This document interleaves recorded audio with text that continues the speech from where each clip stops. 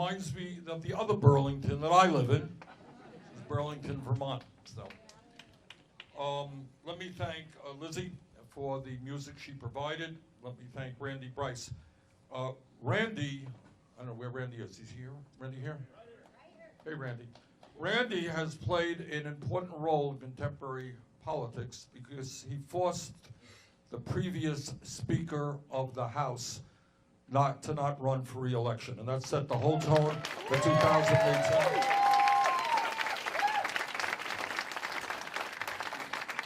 So thank you, Randy, and let me thank the local TV star, Tom Blanchard. That was a great ad, Tom. Thank you. And let me thank Carrie for all the work she does with the machinists and fighting for the trade union movement.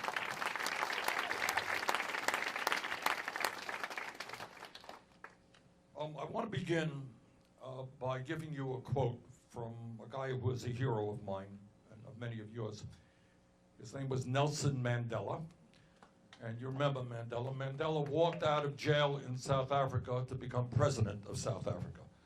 Quite a transition. And Mandela said something that I thought was very profound. He said, "Everything seems impossible until it is done." Everything seems impossible until it is done. Anyone ever thought about what he means by that? What's that about? Don't be afraid. That's right.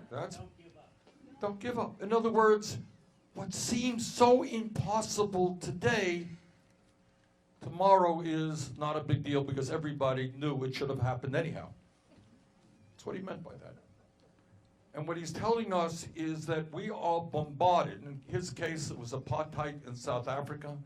You can't change the system. They are too powerful. It is impossible. Why are you going to jail to fight this? You can't win. That's what that was about. And in many ways, we have got to deal with that issue right now. We are told day after day that you cannot change a system in which, as Carrie mentioned, wages have stagnated in this country for 45 years.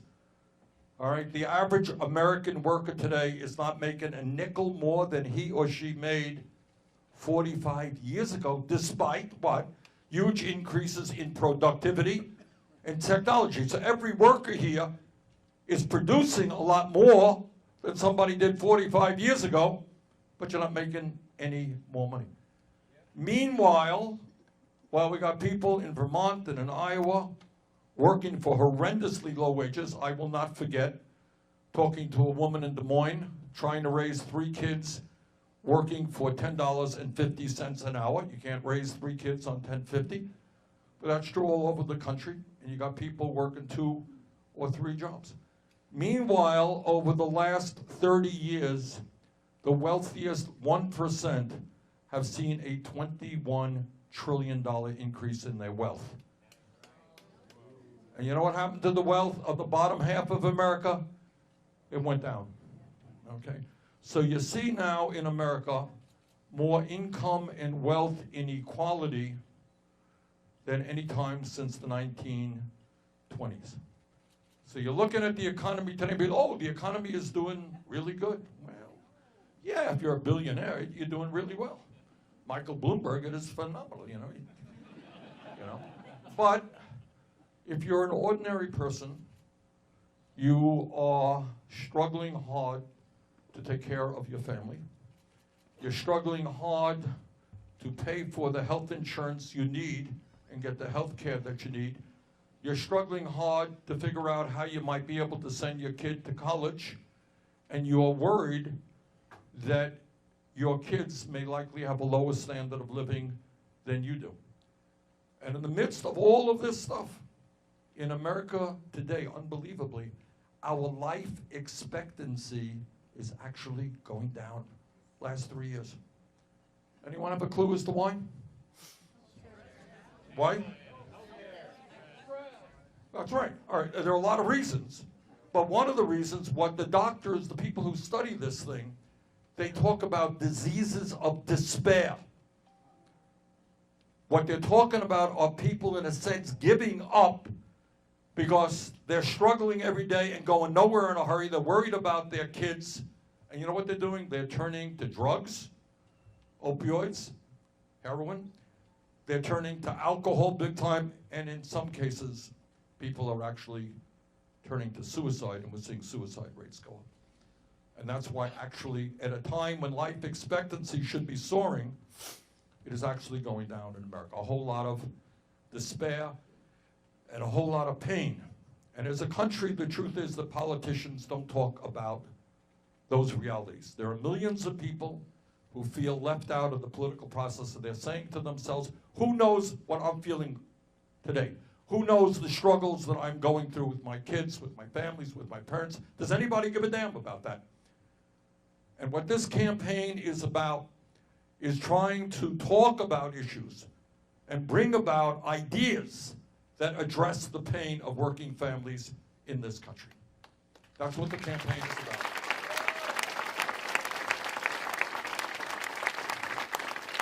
So you got a situation in Washington right now where by and large we have a corrupt political system. What does that mean?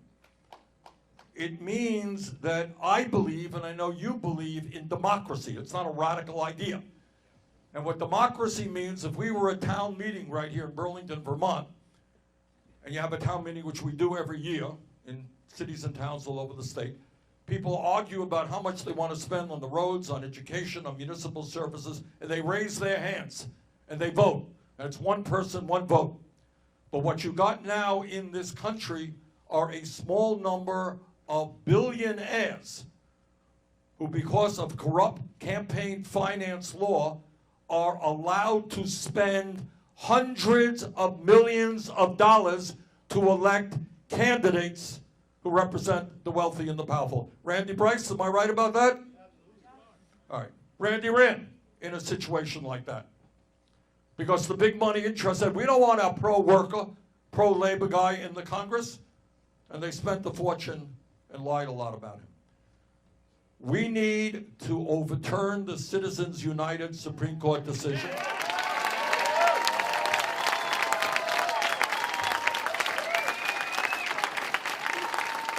We need to move to public funding of elections. We need a democracy where anybody, any working class person, middle class person, low income person can run for office and win based on his or her ideas, not having to cater to the needs of billionaires. And I want to tell you something.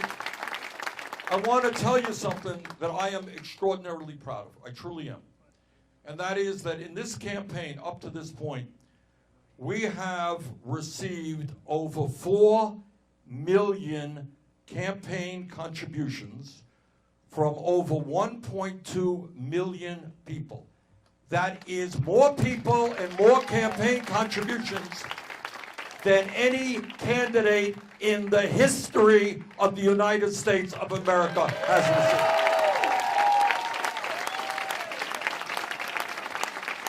I don't have, never will have, a super PAC where billionaires can put dark money into a campaign. I don't go around to wealthy people's homes and walk out with a few $100,000. Our average contribution is $18. And the people who contribute to our campaign overwhelmingly are working people. They're teachers. They're people who work at Amazon, at Target, fast food restaurants. And we're very proud of that. And when we talk about where we want to go as a nation, the bottom line is not complicated. We need an economy and a government that work for all the people, not just wealthy campaign contributors.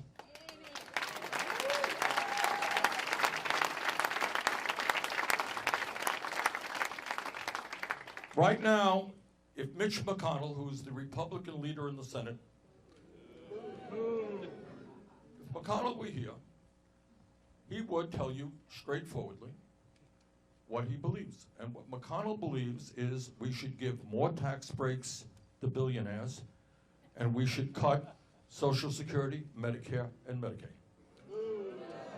That is, I'm not interpreting, that is what he says publicly. He'll give his reasons why. But you go around this town, you go around my town, and you ask anybody out on the street, do you think it makes sense at a time when 3 people in America own more wealth than the bottom half of American society? Do you think it makes sense to give massive tax breaks to billionaires and then cut Social Security, Medicare, and Medicaid? If 95% of the people will tell you that that's crazy, I would be surprised if it was only 95%. Nobody believes it. But that is the agenda coming from Washington. Donald Trump ran for president of the United States, and he came to Iowa, spent time here. And he said he won here. And he said, you know, I'm a different type of Republican. I will not cut Medicare, Medicaid, Social Security. Take a look at his budgets. Again, it's public information. I'm not telling you anything you don't know. Just look it up. Massive cuts to Medicaid, Medicare, and cuts to Social Security Disability Fund. That's what he did.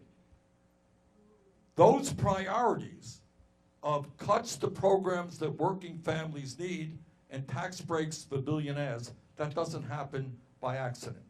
It happens because that is what the big money interests in this country want. That is what they pay for. And if some billionaire is going to give you a campaign contribution, they want something in return. Now, you know, there are a lot of candidates that say, yeah, I raise money from the rich and the powerful. It doesn't impact me. Really? Why do they give you the money? Because they're just nice guys that want to spend the money? Of course they know what they are doing. So our job is to create an economy and a government that work for all of us. How do we do that? What are some of the things that we've got to do? First of all, it's fairly obvious, and Kerry was talking about this, that if you work 40 hours a week in America, the richest country in the history of the world, you should not be living in poverty. I don't think that's a radical idea.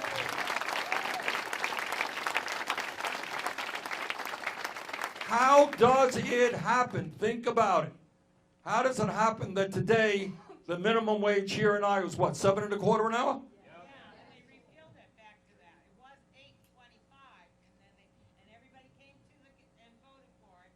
And then after they voted for it and passed, then they went back and repealed it to $7.25. I mean, it's a trick to get the votes out. how pathetic is that? I mean, you can't live on $8.25. You surely cannot live on $7.25. I mean, so you're living. You know, I just don't know. I don't know how anybody could live on $7.25 an hour. You can't do it. All right. So it is not a radical idea. You know, people say, Bernie, your ideas are so radical. It is not a radical idea to say that if you work 40 hours a week, you should not live in poverty. You should have a minimum level of security. We've got to raise the minimum wage to at least $15 an hour.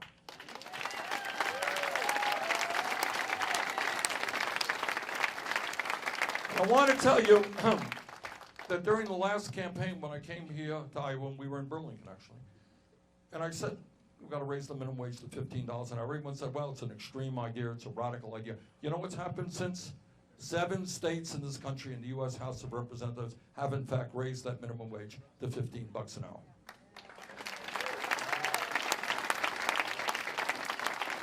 What else do we do? You provide equal pay for equal work for women. Not a radical idea. If a woman is doing the same work as the guy next to her, she should not make 80 cents on the dollar compared to what he makes. All right? And the other thing you do, and Carrie talked about this, is I happen to have, I think, the strongest lifetime pro-union voting record in Congress. I think it's close to 100%.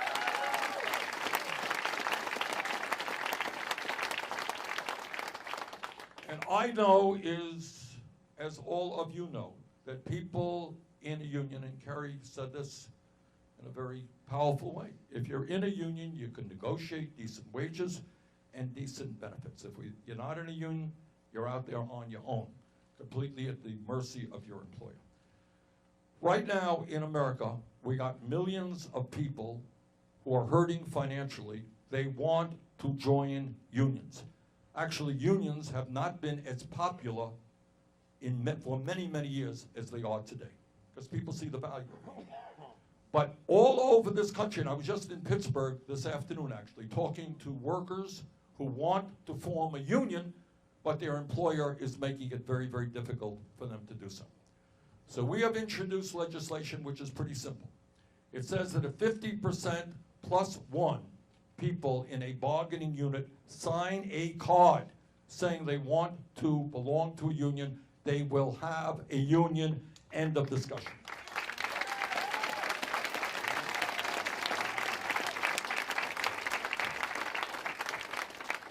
And if the employer refuses to negotiate a first contract, which happens now all of the time, that employer will be severely penalized. And the other thing we do is repeal Section 14B of the Taft-Hartley Act, which would eliminate so-called right-to-work legislation in states all over the country.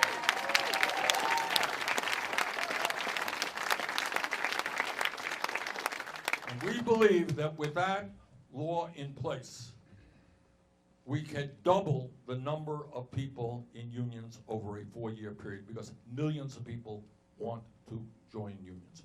And that would be so important in raising wages and benefits in this country. And that's something that we will fight for. Now, there's another issue out there that I want to spend a minute on that I know is on everybody's mind. You're hearing a whole lot about it, TV ads in Iowa about it, and that is healthcare. So let's deal with healthcare. How is our healthcare system working? My colleagues in the Senate, some of them think we have the greatest system in the world. All right, good point. All right, some people do. All right, how great is this healthcare system? Let's talk about it for a minute. First of all, everybody here should know that we are spending today twice as much per capita on healthcare as do the people of any other country. Got it? Twice as much. That's a lot. Okay? So in other words, if I bought a car for $25,000, you bought a car for $50,000, and my car ran better than your car, you got a problem. That's what you got. So we're spending $11,000. Think about it. $11,000 for every man, woman, and child in this country. And this is what you get for it. You get 87 million people who are uninsured or underinsured. Underinsured means that you have a large deductible and you don't go to the doctor when you should.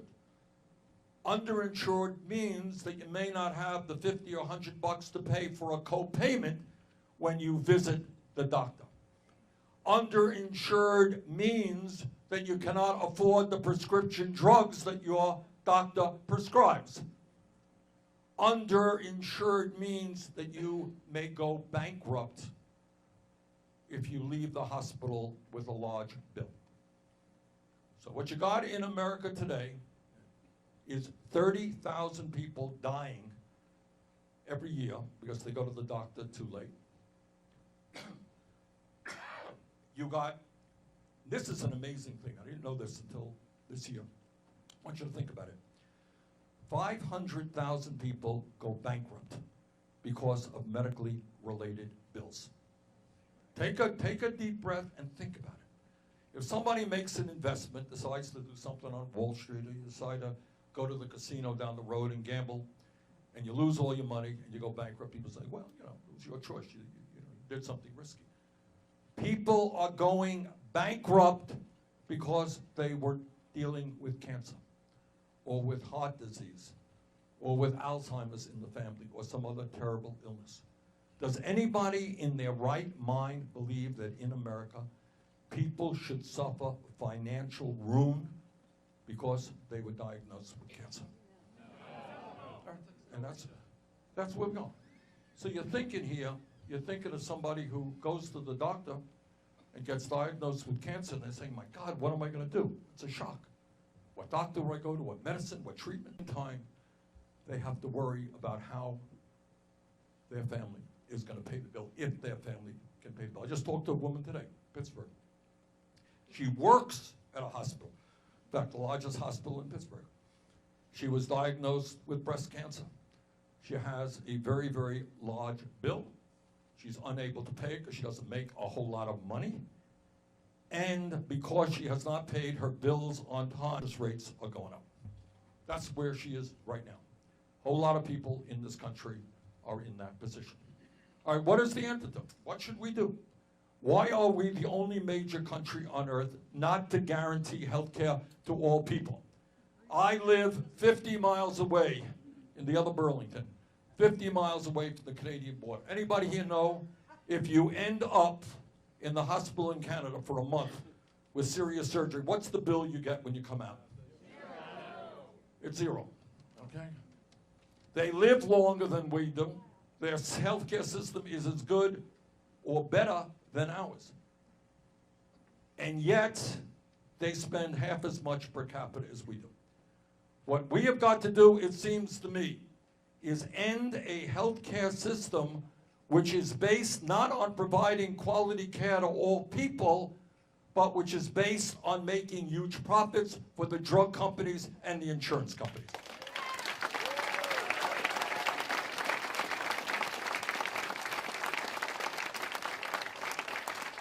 A few months ago, I want you to hear this, a few months ago, I went from Detroit to Windsor, Ontario with a number of people from the Midwest who are dealing with diabetes.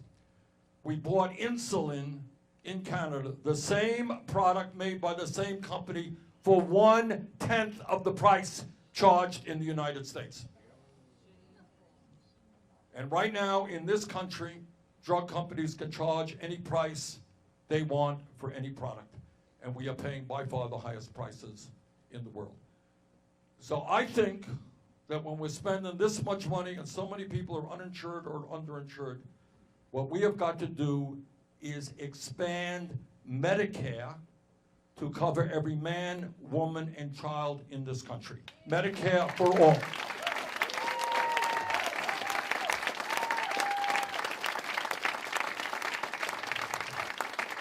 So what does that mean exactly? Let me be as clear as I can be, because we're taking on the healthcare industry, who's going to lie a lot about what we're trying to do. We're taking on Trump and the Republicans, and we're taking on the Democratic establishment.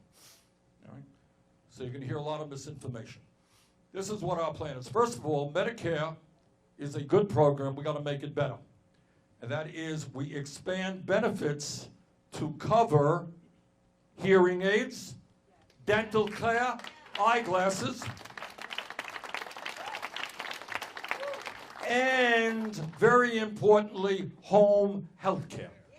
All right?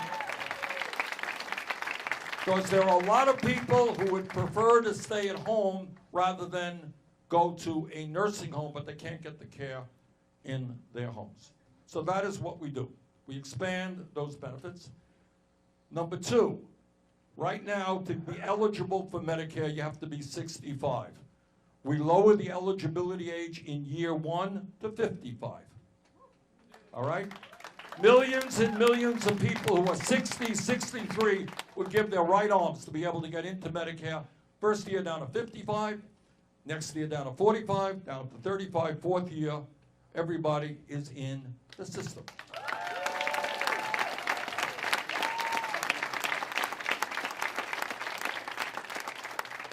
Now, some of you may say, well, that sounds fine, but how are you going to pay for it? Good question, fair question.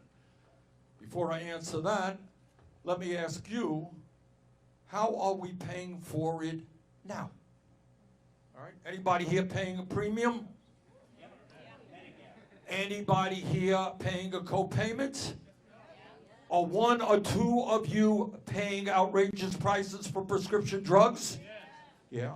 Are some of you paying out-of-pocket expenses? That's how we are paying for it. All right. What are premiums that some of you are paying for, if you don't mind? Just want to get a sense. What? Yeah. $1,200 a month. All right. $1,200 a month is $14,000 a year. Do you have any deductibles? How much is your deductible? It's $400 for ER, and if you go to a doctor, it's $35. All right. And you got some prescription drug costs as well? Prescription drug costs vary depending if it's generic or if it's not. Okay. This guy is paying, what's your name? Brian, Brian is paying at least $14,000 a year, right? That's just your premiums. All right? That's how we're paying for it. No doubt you're a billionaire and you can easily afford it, right? Okay. And you just stumbled into this room, made a mistake. All right, what else premiums? What else are people paying here for premiums? Anyone want to talk about that for a minute? I'll toss out $146 a month for Medicare supplement. For Medicare supplement, okay, okay. So that's roughly, I read like $1,500 a year for that. 160 for Medigap and 89 for drug care. A month? A month, okay.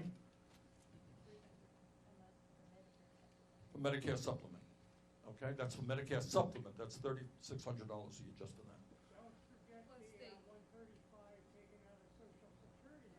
Good point. Good point. Okay. What about prescription drugs? People paying a lot for prescription drugs? Anyone want to talk about that for a second? Same gentleman. my father's a senior, and he pays, well, for his medical insurance, it's $9,000 a month for his medicine, for his chemo medicine. $9,000 a month. $9,000 a month. And the insurance wouldn't pay it first. We had to beg them to pay it, and we finally got it to do it. But if you didn't have insurance, it'd be $9,000 a month for that month. Or leave it. What about, yes, ma'am. My husband and I pay $64 a month for supplement for medicine, and every time we go to get medicine, it says insurance paid nothing. Right. So you got a great insurance. You pay them, but they don't cover, they don't. Okay. Yes, sir.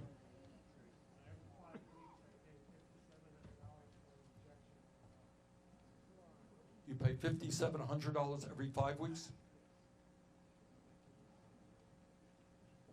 Yes, ma'am. We have people who are paying, Stand up if you could, please. people who are paying not necessarily in money, but they're paying in disability because they can't afford to get whatever it is fixed, and pain and early death. That's right. All right. $1,000 when he goes to Iowa City? Yeah, and she has to go every 4 months. That's how you're paying for it now. Yes, ma'am. I have a son who has a rare immune disease, and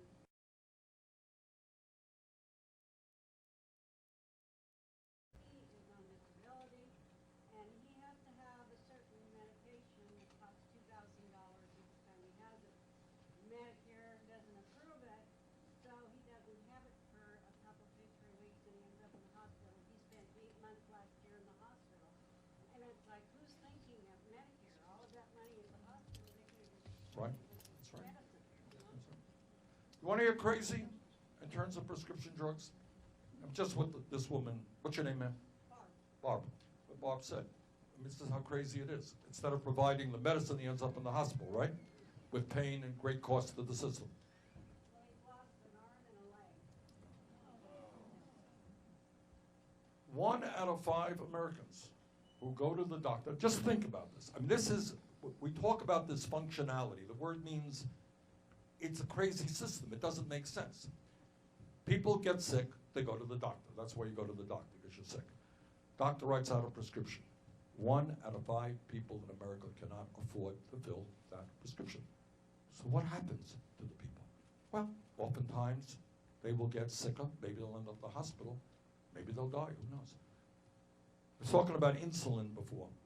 I learned when on that trip, you got 7.5 million people in this country who use insulin for diabetes. And all of you know, insulin is like oxygen. People with diabetes need insulin. It's not a choice. 1/4 of them ration their insulin. And they get sick. And occasionally we hear from people who die. This is a dysfunctional, cruel system, which is very, very expensive. So what do we do? How do we pay for our system? And let me be clear. Under Medicare for All, you go to any doctor you want. Go to the same doctor you're going to now. Go to any hospital you want to go too. There are no premiums, all right? Follow me. Premium co-payments gone.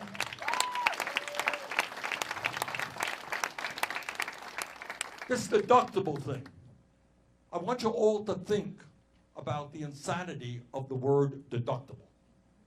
Think about it. You get health insurance because you want to be covered when you get sick. That's the function of health insurance, right? And yet you may have to pay, depending on your deductible, $5,000 or $10,000 out of your own pocket, which you don't have in many cases because of this insane thing called deductible. We're getting rid of deductibles, we get rid of out-of-pocket expenses, and nobody in America, because we're going to take on, and don't get me going on this issue, we're going to take on the greed and corruption and price fixing in the pharmaceutical industry. Nobody...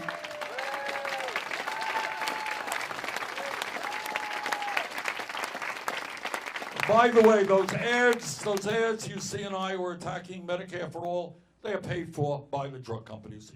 All right, you all know that, and the insurance companies. All right. On our Medicare for All, nobody pays more than $200 a year on prescription drugs. Now you say, oh, that sounds really great. How do you pay for this stuff? Well, this is how you pay for it. Number one, last year, the healthcare industry, the drug companies and the insurance companies made $100 billion in profit. Under our plan, they ain't gonna make $100 billion in profit, that's for sure.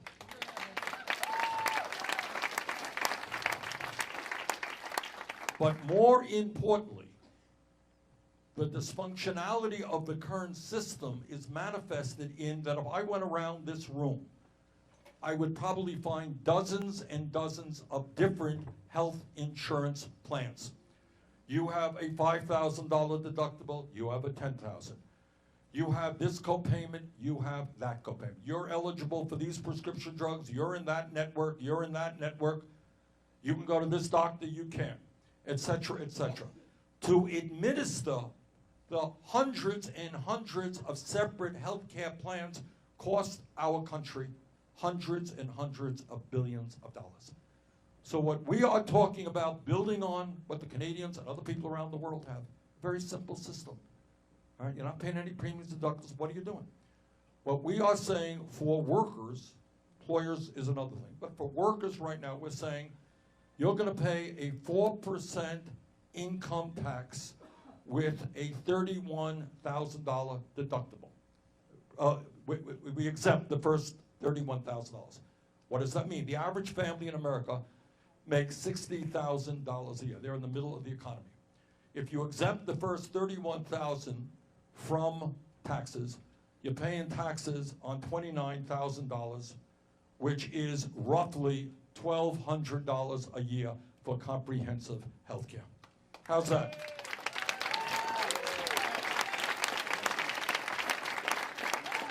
And we have different approaches. That's not the only way we raise money. There are other ways we raise money. Through progressive taxation, taxes on employers as well. And we can then, with our kind of money, and this is not a radical idea because we're starting from the premise that we're already spending twice as much as other countries. All right, so we can do that. But I gotta tell you that we're up against the entire healthcare industry who loves the current system. They make huge profits, they pay their CEOs outrageous levels of compensation. All right. Let me stop right there for a moment. I want to just stay on healthcare. Who wants to tell me anything else about healthcare? Ask me a question about it. On healthcare. Am I saying something crazy? Does it make sense? Yeah. I was going to say that my mom and then probably me, but we haven't checked yet, have a connective tissue disorder called EDS, and like all as well as this sort of goes for like our hormonal problems too. It depends on cool. It depends on who you go to, but like we have to go to a specific doctor to get even just to like talk about hormone stuff because a lot of doctors don't believe in like hormonal problems. But more so for like EDS, she's been diagnosed up at Iowa City and her doctor doesn't believe she has it. So there's just a lot of stuff like that where it's like depending on what doctor you go to, you know, they may not even believe that you have these things. So what do you do? Cry. Okay. Yes, sir. How are you going to plan Medicare in the Medicare, Good question. and, Hold the mic there if you want to, sir.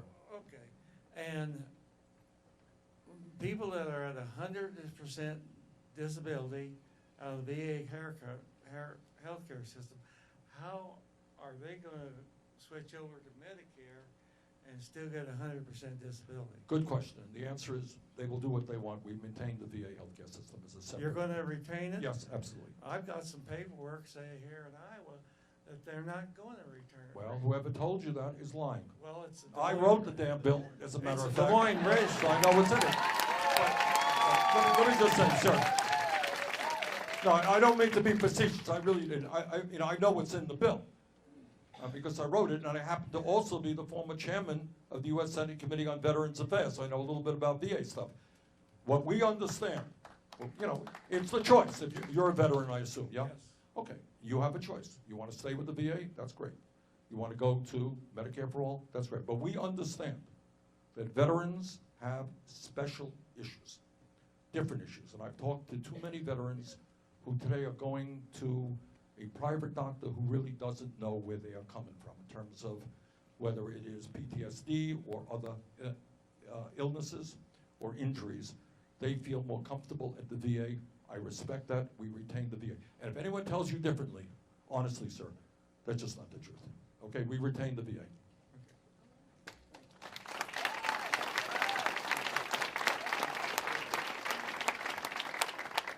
Yeah, got a hand there. Uh-oh, he's looking at his phone. I'm in trouble.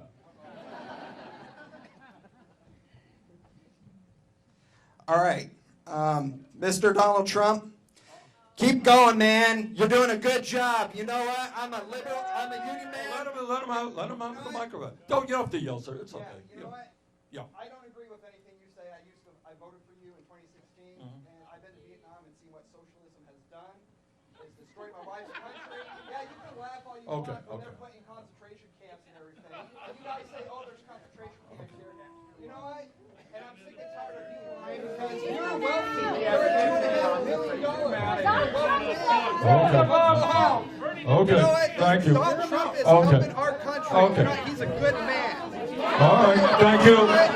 It's not quite a question. Okay, sir. Sir, you had your chance. Okay, thank you very much for your contribution to the discussion. Okay, thank you. Okay. Okay. All right, sir, you don't want to disrupt the meeting. You had a chance to talk. Okay, sir, you had a chance. Okay. Okay. Anybody else have a question or a comment? Sir, okay. Stand up. Can we get him a mic? Okay. All right. Look, anybody is allowed to speak. I'm not afraid of anybody, but we don't want people disrupting meetings and being impolite. Anyone has a point of view, you disagree with me? Last I heard, this is America. You have it entitled. So just don't disrupt the meeting. Yes, sir. This is actually you versus some of your other candidates. I'm going to say like Pete Buttigieg says, oh, well, if you want Medicare, you can have that. If you want to keep your plan, how would he pay for that? Because if you're not taking all of that profit stuff out, where are you going to get the money got it. from? You can't, I mean, it just doesn't work. If you maintain a system where millions of people continue to get their insurance from their employers, for a start, the average worker in America, making about $60,000 a year, is paying $12,000 for their health care. All right. Well, some will pay more and some will pay less, but $12,000 is about the average. I don't think that and that's 20% of somebody's income. If Buttigieg or anybody else wants to maintain that system, I think that is really unfair to the working families of this country. All right? I've just suggested to you that we can substantially lower health care costs for working families. And second of all, when you talk about having a system where you're going to have private insurance and you're going to have your option going in, the rich and the healthy will go into private insurance, the poor and the sick will go into Medicare, costing that system an enormous amount of money. So it's a failed idea in my view. That's what I thought. That's why I'm for you. I have friends. You know, he's got some other good ideas. I mean, it sounds like a great idea. You can do anything you want, but you know, you ultimately are going to have to decide whether we have a system which is designed to make huge profits for the insurance companies and the drug companies, or a system which guarantees health care to all people as a human right. Yes, sir. Let's get the gentleman a mic. I'd like to say that I think you are the future and the past, but the future the most.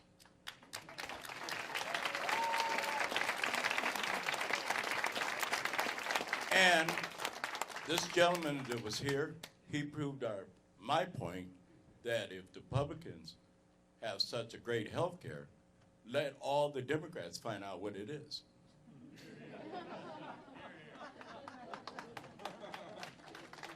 Thank you. By the way, say a word on Trump on health care. As you know, when Trump ran for president, he promised the American people that he would provide health care to everybody. You remember that? Okay. He lied. I think right now we know he lies a whole lot. But all of you know that he came within one vote, and that vote was the late John McCain of Arizona, came within one vote of throwing 32 million people off the health care they have.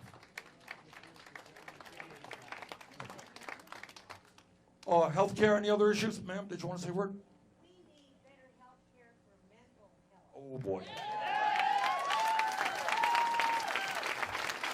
I have some friends that have depression, bipolar, different things. Their psychiatry and their psychologists they don't even pay hardly anything on it. And these kids have, you know, small wages, and it's horrible. Absolutely right. We have related to the opioid epidemic is an epidemic of mental health crises all across this country. And I can tell you, as a senator, we get calls in our office, as I expect every senator does, from family members who are desperate in trying to find mental health care for a family member and just can't find it, that it's affordable. We don't have enough psychiatrists, we don't have enough psychologists, we don't have enough mental health counselors. Thank you for raising that issue. And again, you know, people ask me, will Medicare for All cover mental health issues? And of course it will. Mental health is as much a health issue as a broken arm or a broken leg. You know. Yep.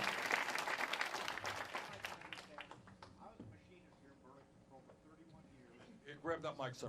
Yeah, I was a machinist here in Burlington at Siemens for over 31 years. Lost my job. They shipped our jobs overseas. I lost my health care.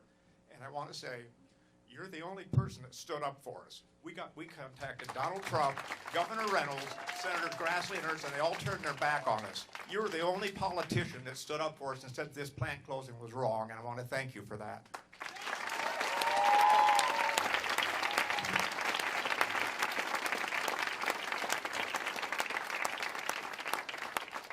I have voted against virtually all of the trade agreements, I think all of them that came across my desk, NAFTA and PNTR with China. Because these trade agreements, by and large, are negotiated behind closed doors by CEOs of large corporations who could care less about workers or farmers. And I'll tell you something, what I get upset about is that many of these factories that shut down, they're not losing money. Now, I don't know, they're making money. But they figure rather than paying you $20 an hour, they can pay somebody, where do they move, to Mexico? Veradano, India, the Czech Republic, and a non-union plant in North Carolina. Right. So what they are saying, all that they are saying is, it's not that we're not making money here, but we can go to Mexico and pay people $2 an hour, or China and pay them $3, whatever it may be. And that's wrong. And I want to just tell you this, that I am sick and tired of corporate greed.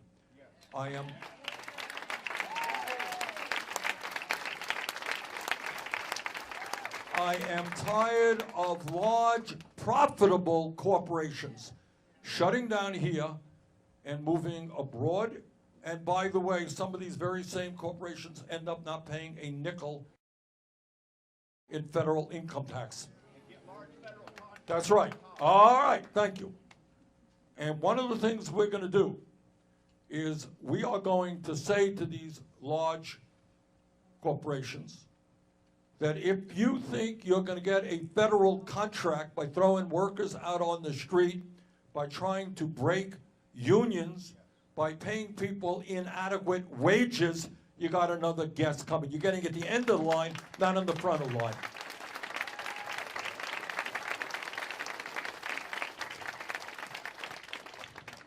Okay, other questions or comments? Y'all may get somebody else and ask the first one yet. I see a hand over there, woman in red. Governor Kim Reynolds passed over 100 exemptions for raw sewage to be dumped on the snow. What can you do to help ensure the protection of our water supply? Okay. Well, we will have, unlike Trump, we will strengthen the EPA and we will enforce all federal environmental laws.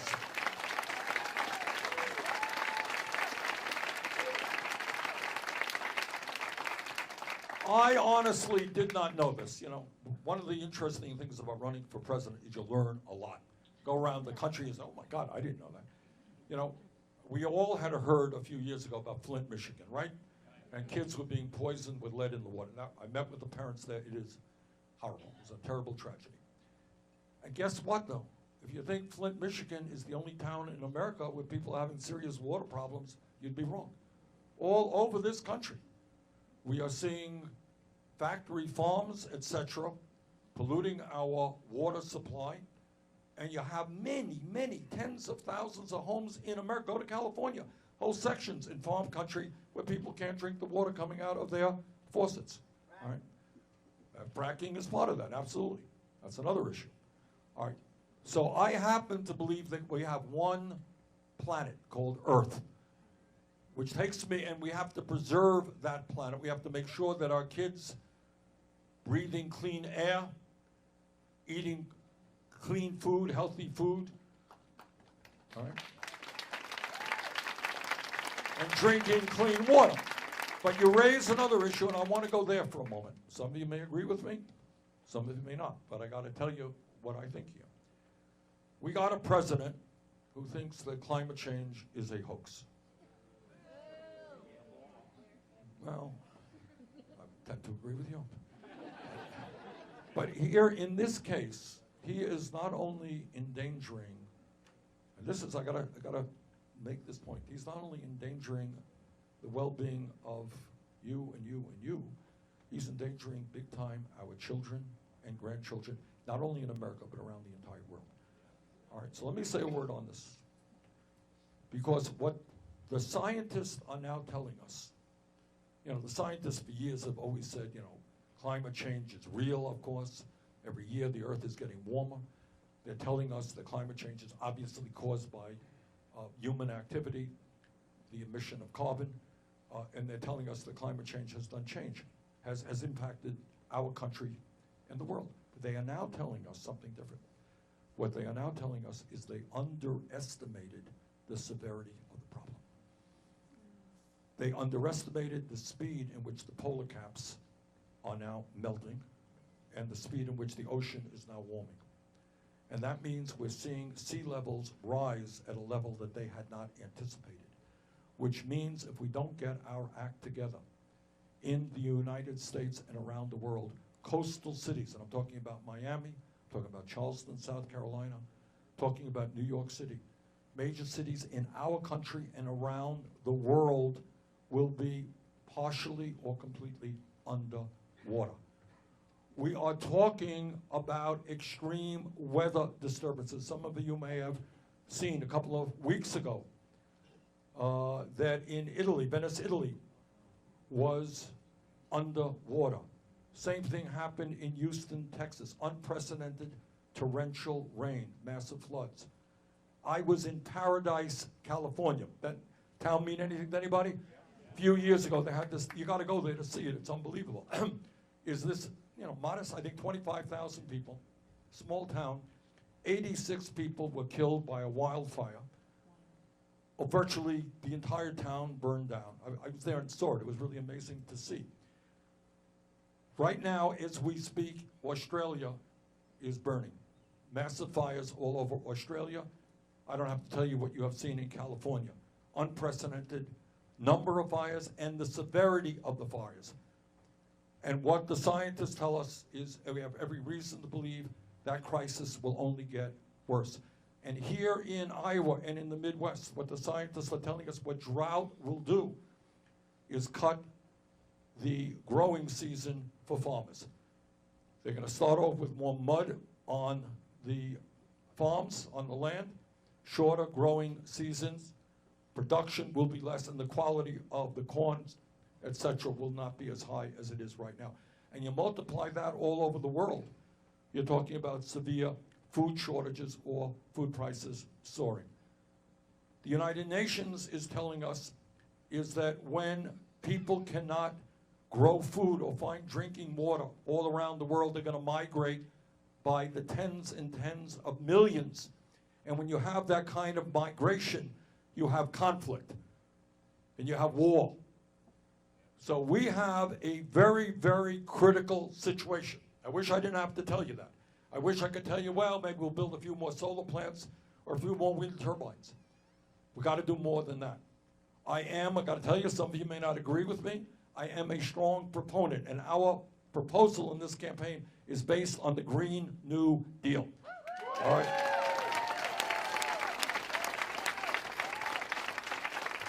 And what that means, I have been criticized because this proposal that I brought forth, which is the most comprehensive proposal ever brought forth by any federal candidate.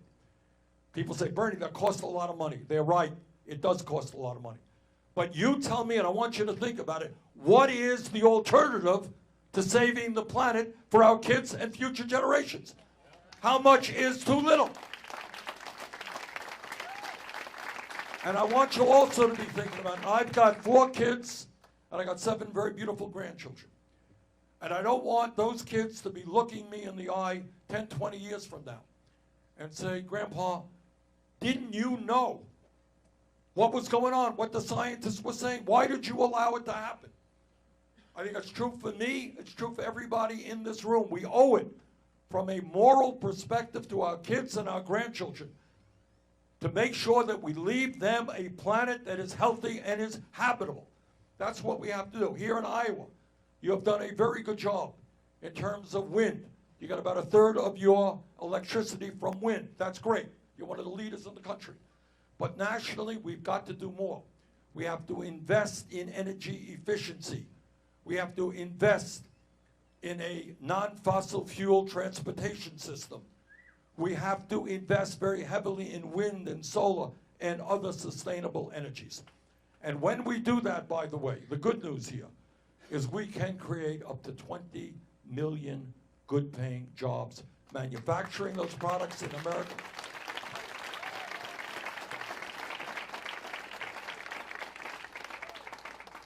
So that is an issue that all of us have got to pay attention, something I feel very, very strongly about.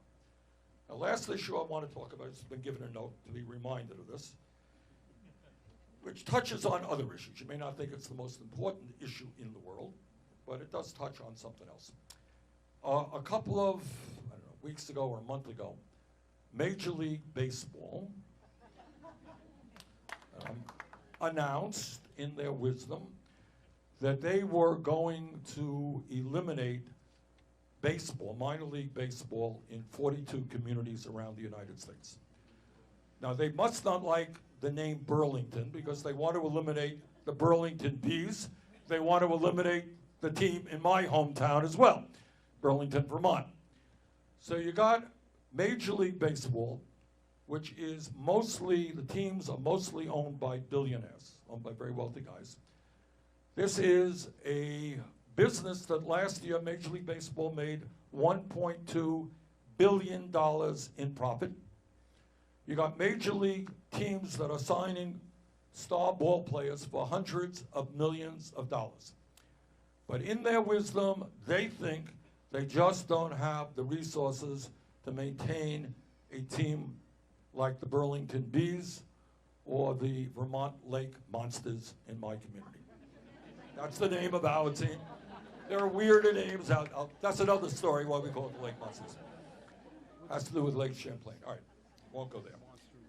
All right, tomorrow, as a matter of fact, right here in Burlington, we'll be meeting with some of the representatives of the three teams here in Iowa. Three teams in Iowa are selected by Major League Baseball to be eliminated.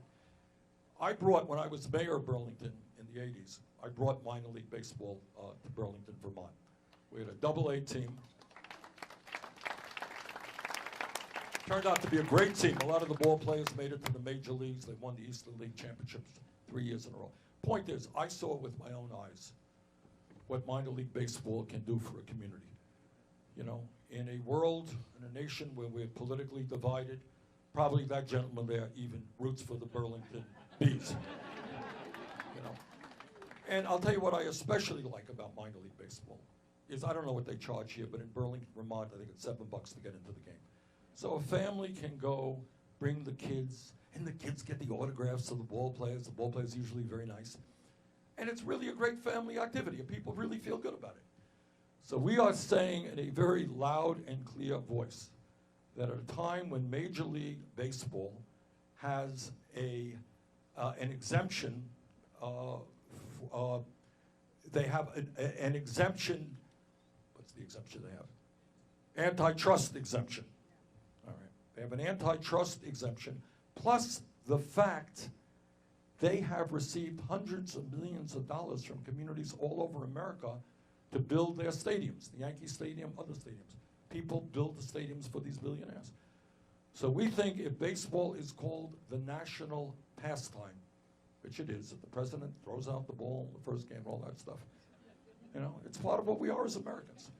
And communities all over this country enjoy minor league baseball. So we are going to do everything that we can to make sure that these 42 communities do not lose the baseball that they currently have.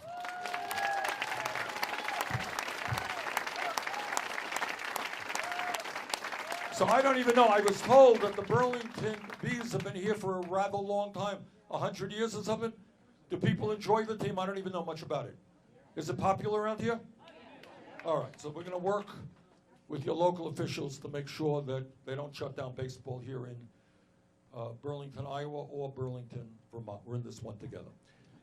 All right, well, let me just conclude by saying this. We live in an unprecedented moment in American history. And my job is not only to win the Democratic nomination and to defeat Donald Trump. My job is to work with the American people to help transform this country so that we have an economy and a government that works for all of us and not just the 1%.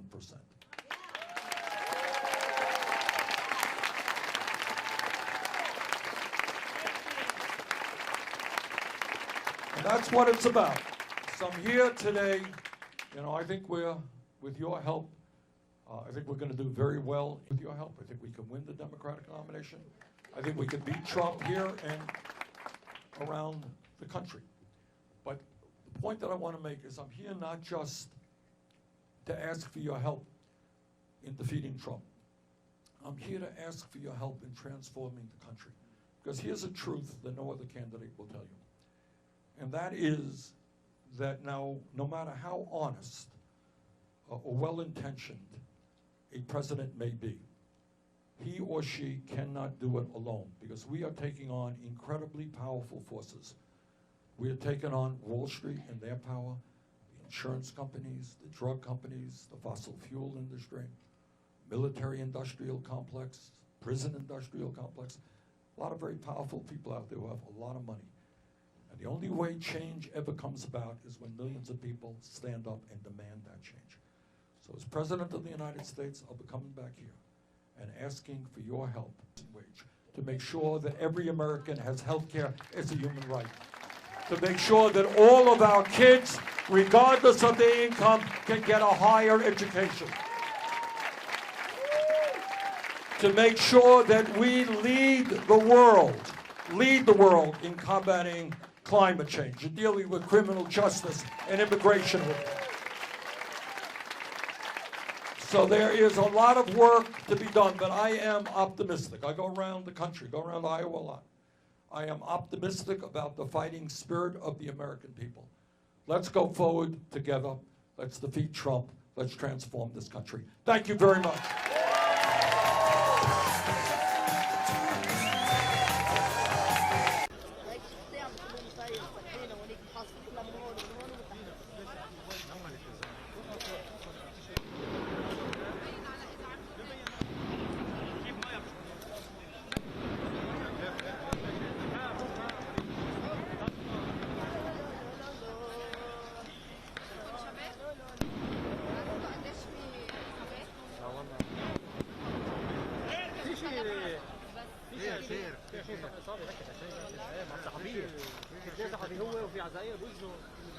بس اذا بتعد الدفاع المدني اللي اجى وراه 15 15 بس ما بدنا اجى الله اعلم بده كله معور شو مقصر حجر خلاص واحد معرض بالنهايه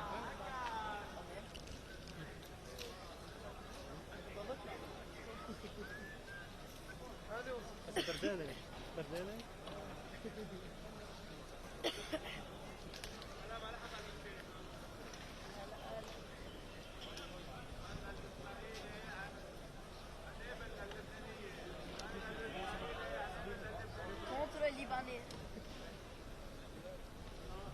أنا بالكونتر الليباني حرام من هو خلنا هيك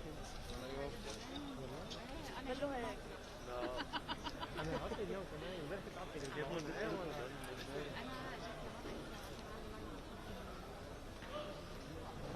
عم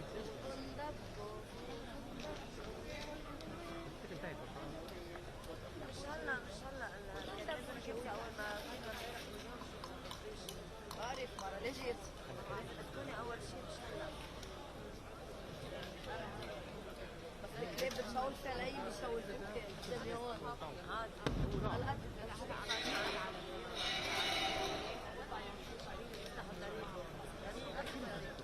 هلا بيخلص اللي بيحكي أنا وزكريا ومايا فلت كل العالم 3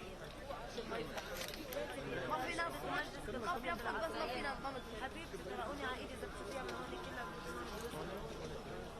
زكريا نزلوا فيه بوكسات لحتى تشترونا من هون شبهني انا باقينا على ثلاثة هذا معناه بدي اخذ منها هو كل مرة مين؟ امبارح كل صار ما ضل بالسيف وقتوني انا اخر هزمة ما دعرونا من هون دعرونا من هونيك عمل عصاية وهجم علينا عم يخبط زكريا عم يخبط انا عم دعوات رجع بس لما طبعا عم بتنزل عم بتنزل من هون كهرب ايدك بتنزل كل ما الاقي بسطة بالارض بخبيها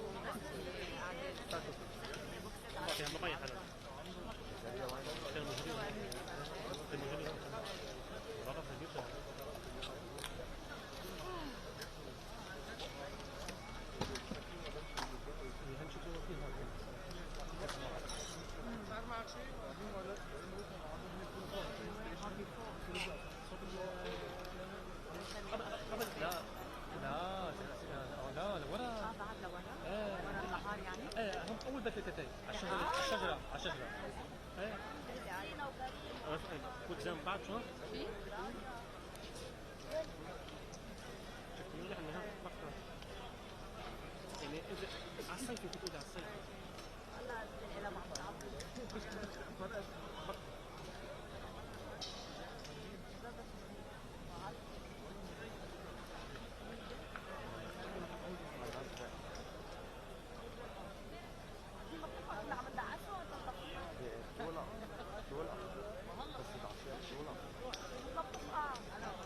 كنا عم ندعسهم ايه بس لحد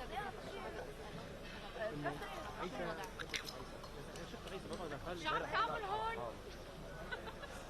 انت طلبت انا شو امبارح بلال حرق حاله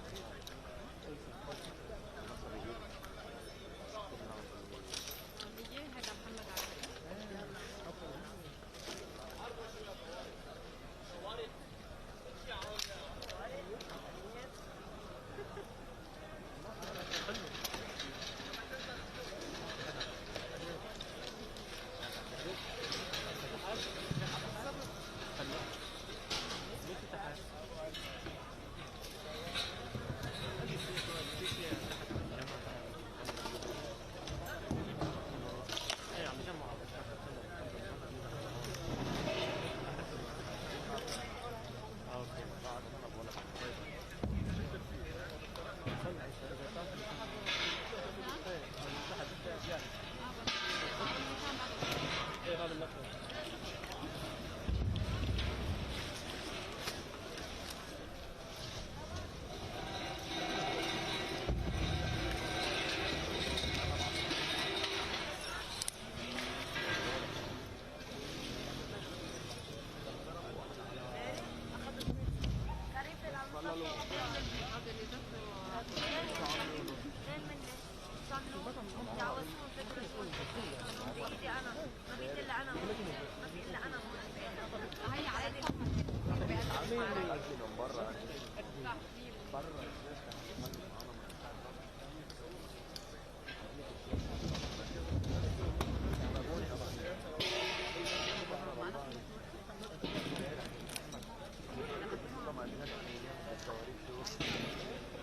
شافني بلال ضايع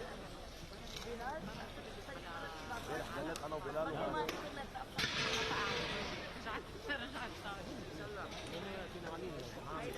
امبارح اني بلد اليوم لا انا وين واقفه انا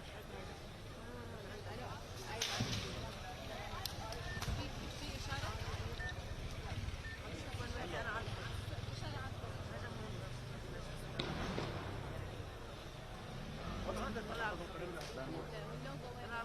انا مش عامله فينا نعم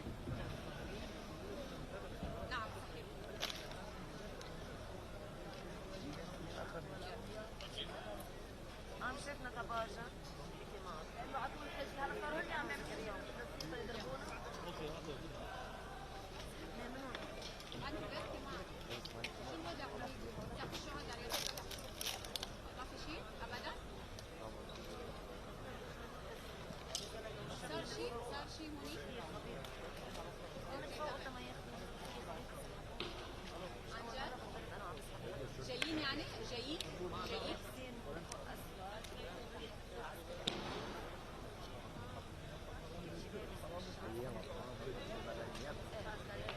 اسأله تعال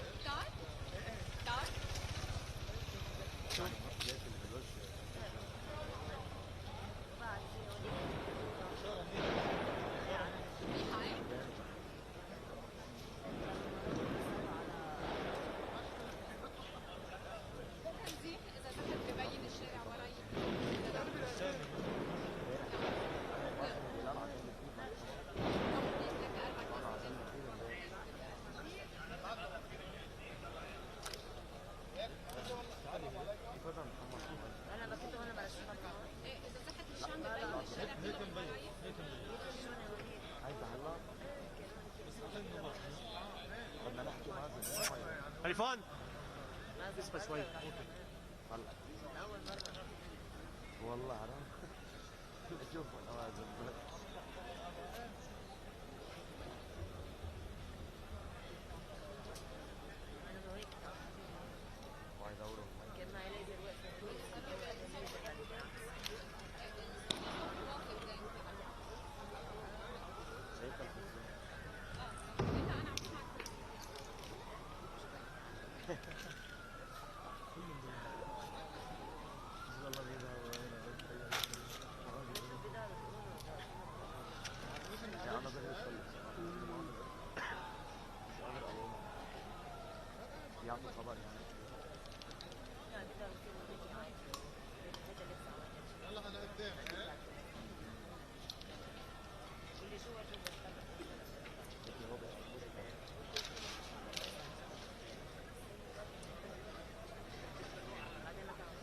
ايام جامعه؟ اهلا وسهلا. في توابيت؟ وين؟ هلا مش هون. مش هون اكيد. اكيد مش هون. على هونيك على الصيفي ممكن ولا شيء. ممكن. بس صعب خلص.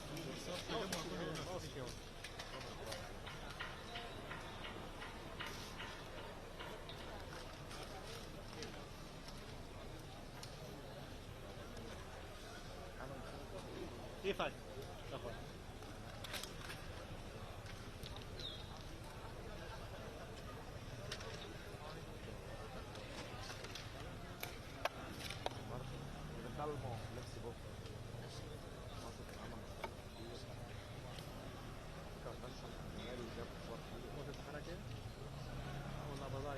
واصف انا بيلبق له والله ليك بيلبق له انا من يوم ولا هو انا حاله؟ من عندنا من الضيعه هو قرايبي هذا انت اي ساعه تقريبا بلش؟ انا من البرج وين بدو؟ حبيبي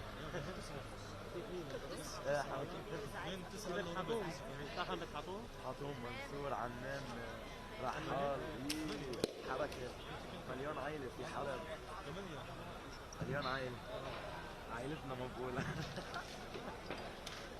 عندي 6 بنات العدد جوز خالتي بنات في واحد كان عنده مطبخ لعنان 52 لعنان مطبخ على عام اوكي لكن انا حكون على جنب اوكي بس حاسس معكم او انتوا تروحوا معي هلا كان واقف هون عم تمشي هلا عم بيتدقوا هلا كان واقف كثير والله شايفين لايف طيب بس انا حاطلع من البان اوكي بس انا طالعه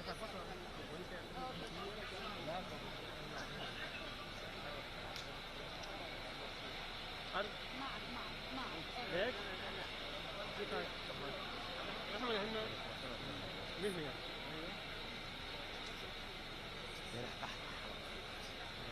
كيف الصبح؟ نزلوا؟ صاروا؟ الطحين هذا طلع عليك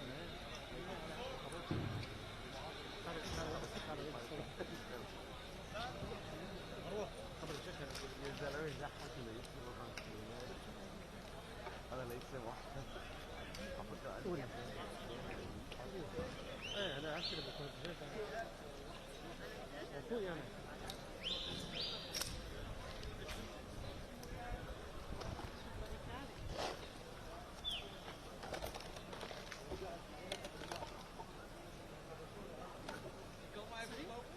ليه عم تعمل شورتس من هاي؟ في شيء لا في شيء هونيك؟ ايه في مش لا ما حروح خلنا ليه ما قادر ايه رايك اوكي انا لايف تعرف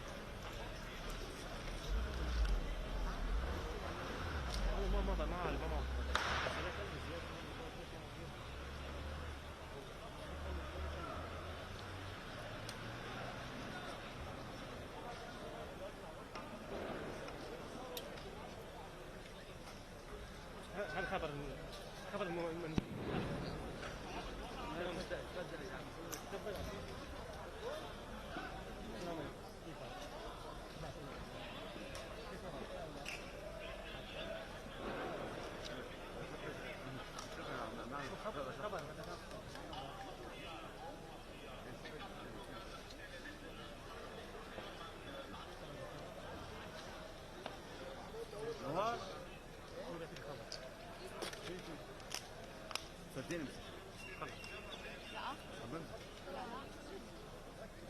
انه هنا خبر هيك بس اللي هو المصدر راح على مصدر خلوه كانوا اللي كانوا لازم يطلعوا عليه خلص بدي خلص انتهي انا ما هي سنة ولا قاعد اسلم عليك بس انت ما بعتذر هذا مصير دموع هو هيك بنطلق ما طلع دخان سللوه تاني ام تي في يلا جيت يلا كان في اوكي خلوه في شيء ملك هيك كان في قرب شوي حالي استغربنا لا قصدك معك ايه حماد لا لا مش بدك فادي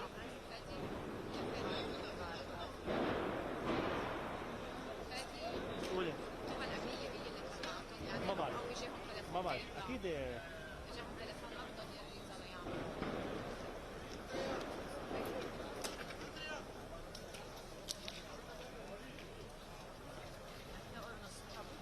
انا كان في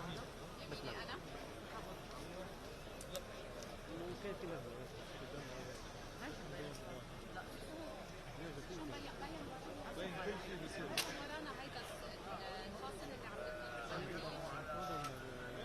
فاتشي نو فاتشي هلا يمكن في انا نفس فاتشي هيك لو زحت هاي مثل في فيه موبايل ما حقدر اسوي لا خليك مثل ما انت بس ما I'm fine now. شوف ده فكر يجي I'm not telling you. تمام؟ ما عرفت شيء بعد؟ يلا خير. بس كده تمام.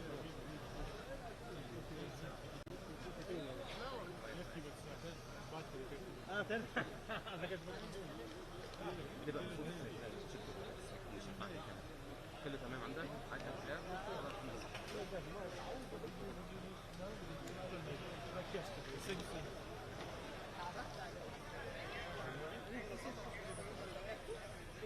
طويل ولا قصير؟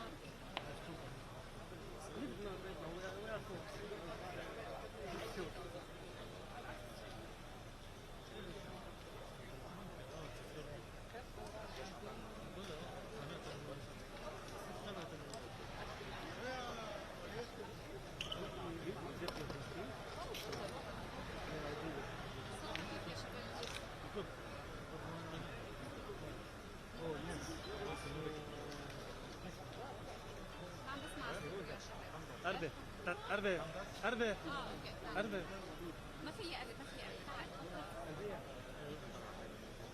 باريس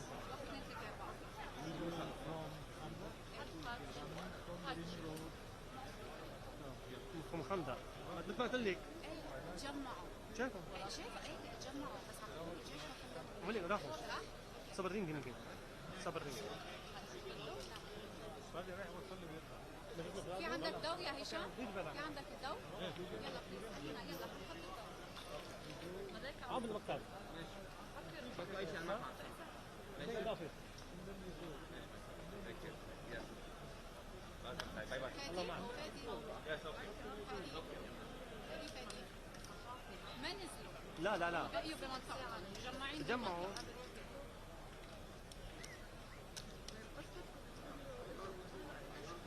لا يلا عم هشام فيك تشهد شوي بلش الغاز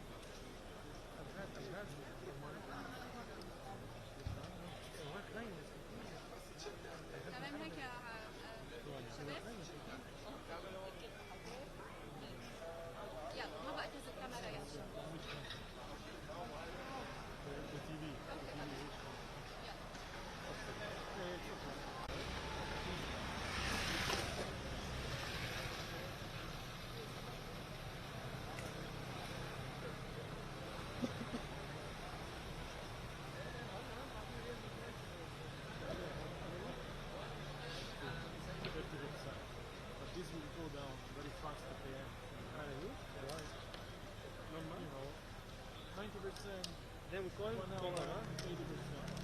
no more 50%.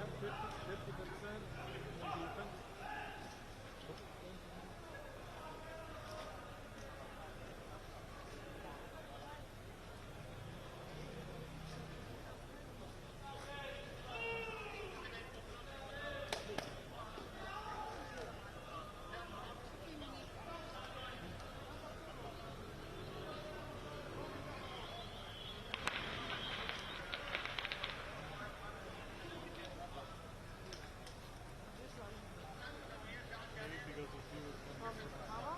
No, no, no.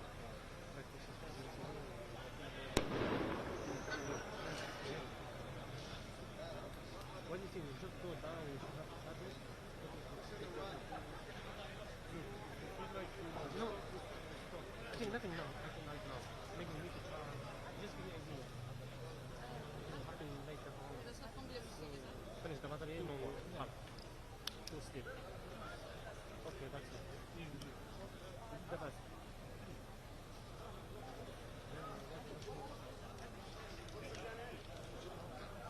الساحة هنا يعني عاد الهدوء إلى هذه الساحة التي كانت تشهد قبل ساعة أكثر من الآن اشتباكات عنيفة ما بين المتظاهرين والأنظمة الأمنية.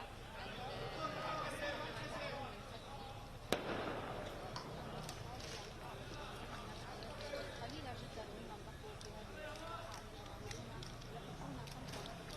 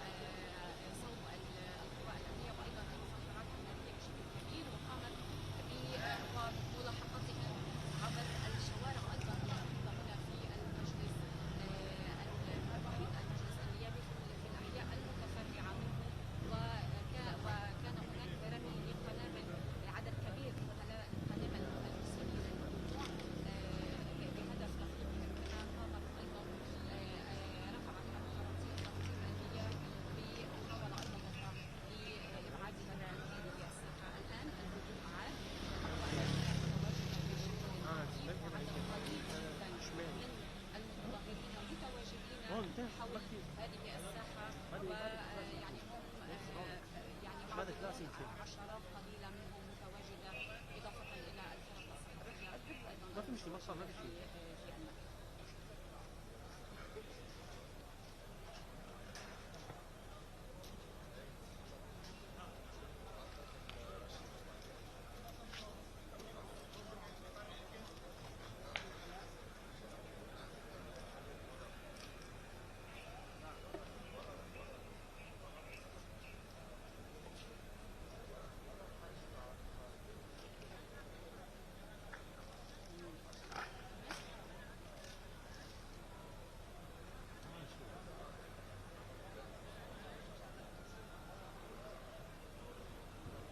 لسه ما في.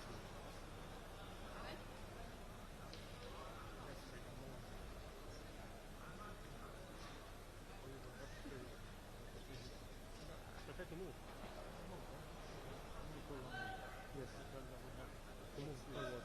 500 feet. Yeah.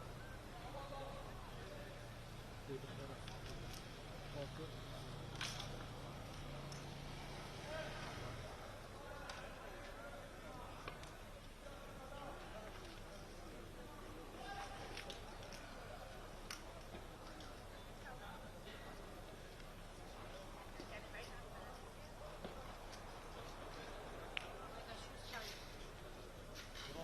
ما متأكد لأنه ما طلع. تجمعوا ما ينزلوا. ممنوع. لا هذا في صوت. فرع. هو لا بصير. فرع. بعد فرع. والكنابي.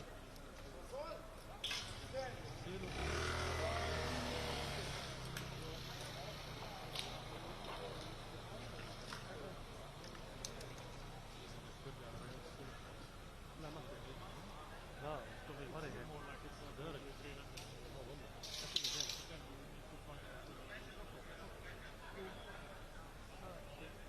كمل.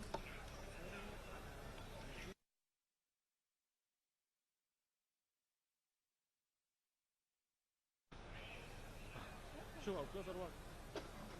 أنا. Oh, white, yes. You want me to do? I'll do it. I'll do it. You know how?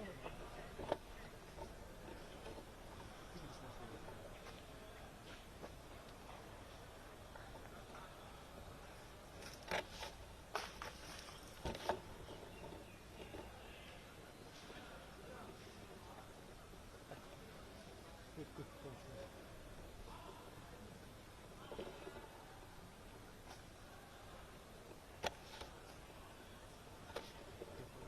It's like basically the same.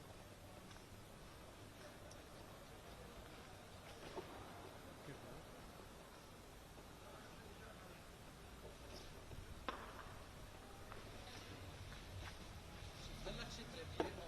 كان في واحد يعرف من على الشمال، انت رايح يمين على شمالك ايه؟ وبعدها بعدها. Are you doing it? Leave it. Leave it. Leave it. Leave it.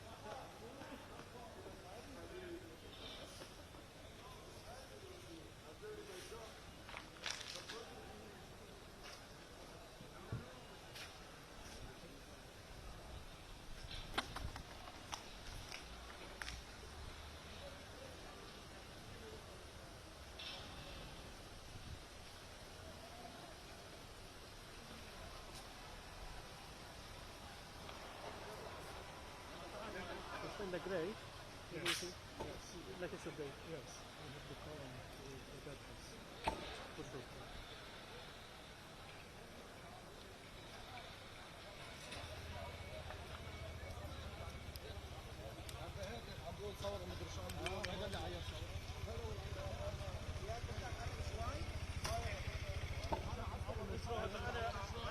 انا عندي الان ضلال. كيفك؟ حبيبي الله يخليك. No, it's okay. I'm cool.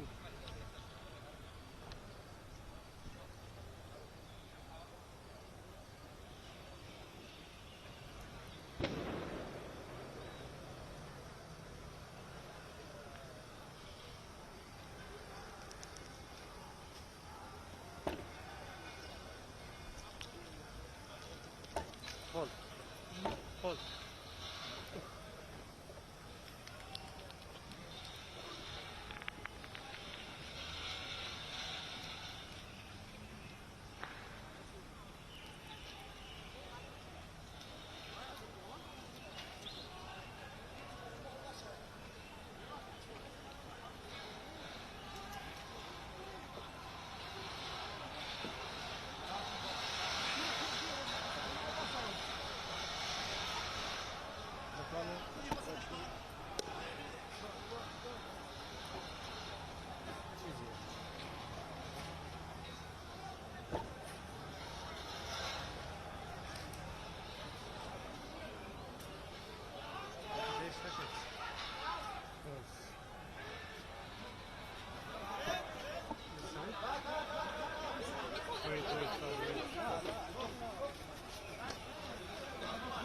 كيفك؟ بتاع ده شوفي في سيارة البسيها او شيلها حطولها حرام. كيف سهير هو سهير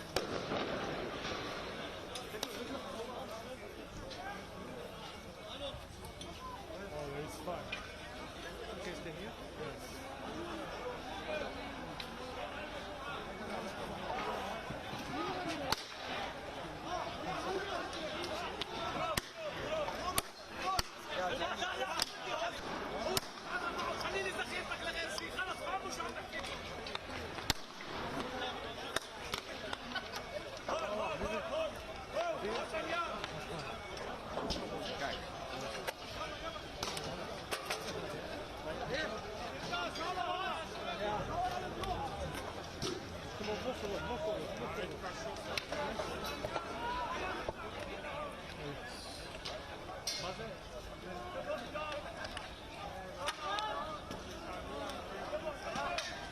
This height, huh?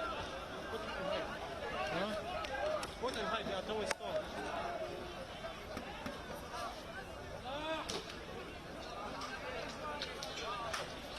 Be careful, huh? Don't stone, huh? Yes.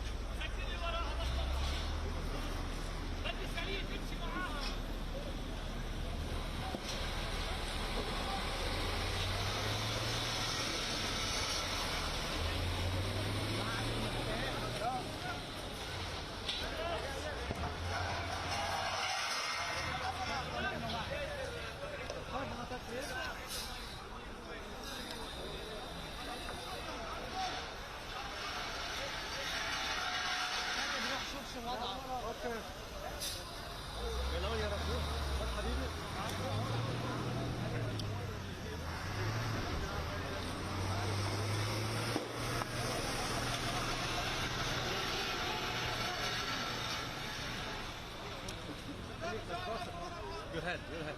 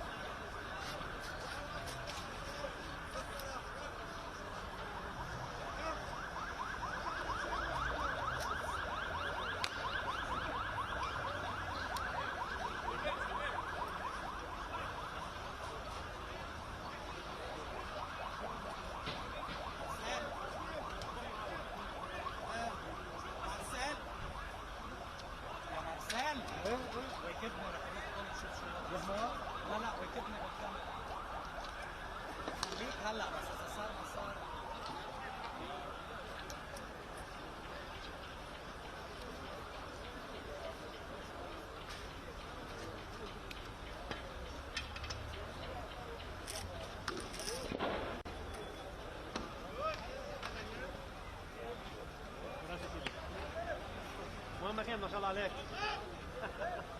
هي طويلة ها؟ لا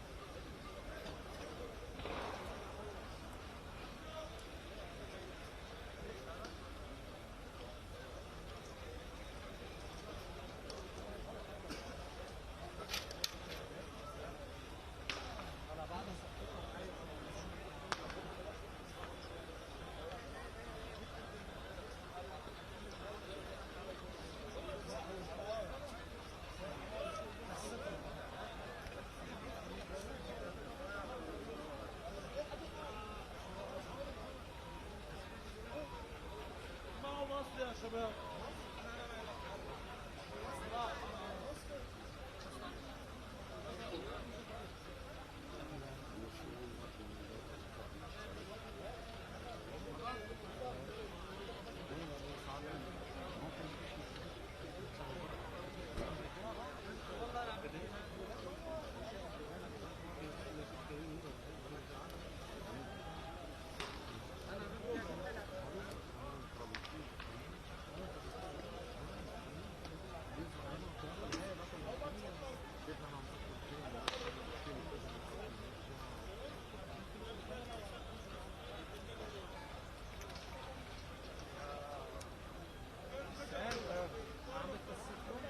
ما في بطارية، ما في بطارية.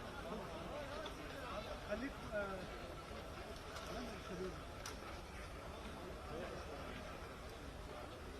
شو اللي راح بطاريات؟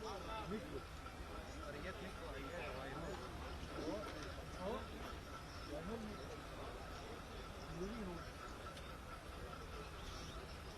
روح شوي.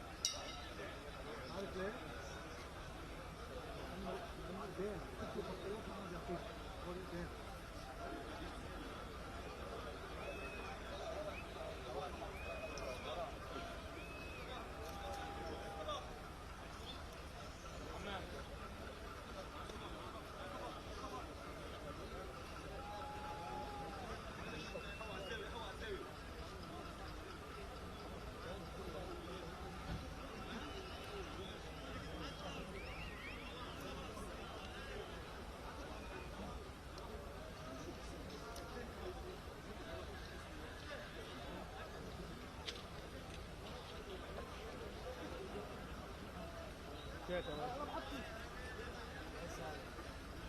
الصيفي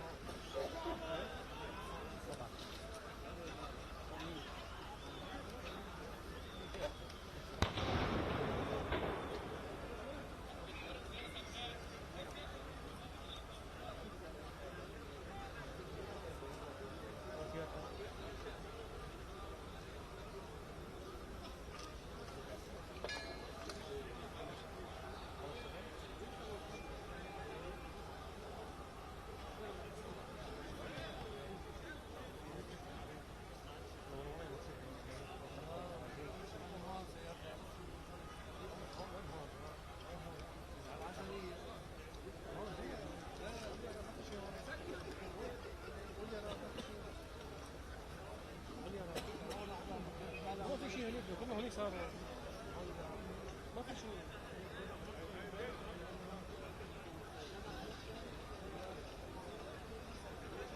خير هذا معنا على الصيف بعدهم ايه بس القوى الامنيه وراهم صح؟ والله زي لا ما اظن غير الوايرلس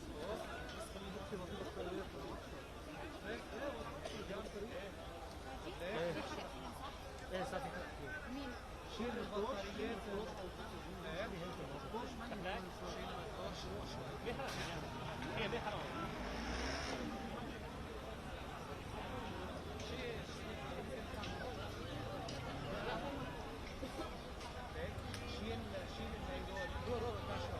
هيدول اللي بالميجرو هيدول حطوا فوق صحيح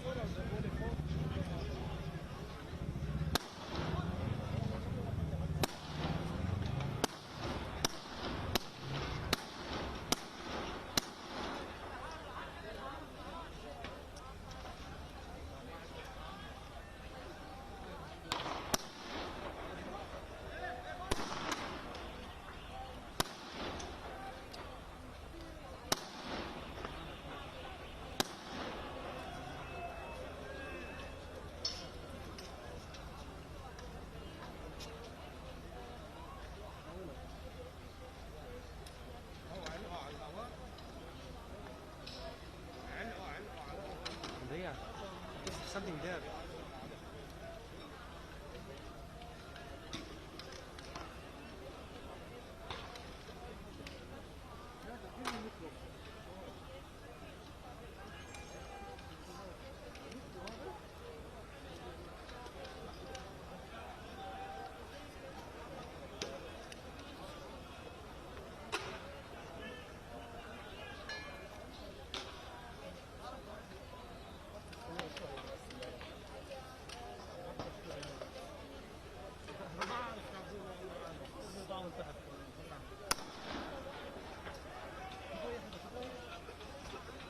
معايا علي علي كل مسكر ركز ركز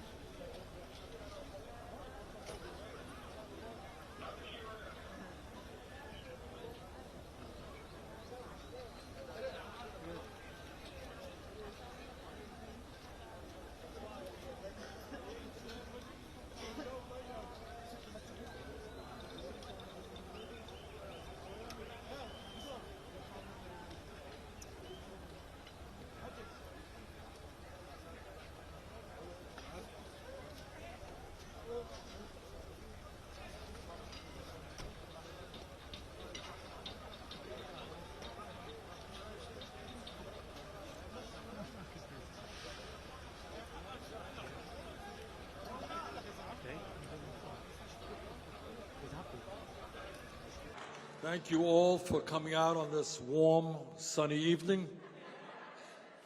Actually, it's snowing quite hard, and please be careful driving home. We want you out for caucus night. Self-serving here, not in the hospital, so the roads are a little bit slick. Let me thank Lizzie for her music again. She has entertained at a number of our events. Let me thank Miranda Wilson. Let me thank Randy Bryce. I don't know if everybody knows. Where's Randy? There's Randy. Randy has played a very important role in contemporary American politics. He announced that he was running for Congress in Wisconsin in the district that was representative by the then Speaker of the House, Paul Ryan. Paul Ryan announced that he wasn't going to run for re-election. And that set the tone, I think, for a very good electoral election for Democrats in the House. So, Randy, thanks very much for all you did.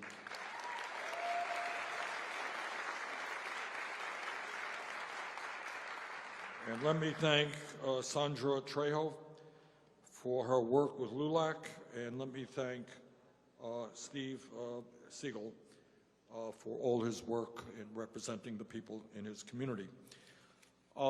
What I want to talk about tonight is a concept we don't talk about terribly much. It's called justice. You know that word. We don't talk about it a whole lot, but I think it is time that we had a government that in fact moved forward in creating a nation of justice, economic justice, social justice, racial justice, and environmental justice. And that is what this campaign is about, and that is what our administration will be about.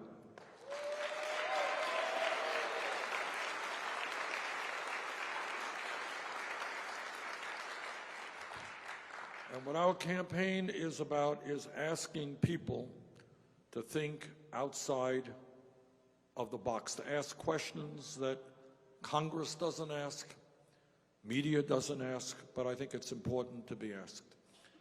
We pride ourselves in being one of the longest standing democracies in the planet. And yet, are we truly a democracy, or the kind of democracy we want to be, when you have a handful of billionaires able to contribute hundreds of millions of dollars to elect candidates who represent the wealthy and the powerful? Is that really the kind of democracy we want? That's the right answer. And here's the truth. If one of you happens to be a multi-billionaire, I'm sure we have many of them in this room, flocking to our campaign, but if there was one and you announced that you were running for President of the United States, suddenly you got all kinds of media attention. You'd be a very important person no matter whether you accomplished anything or not. And that's because you have the money to buy TV ads and to be consequential. I don't think that's the democracy we want. We want a democracy of one person, one vote. We want a democracy where there is a clash of ideas and not big money buying elections. That's why together We will overturn Citizens United and move to public funding of elections.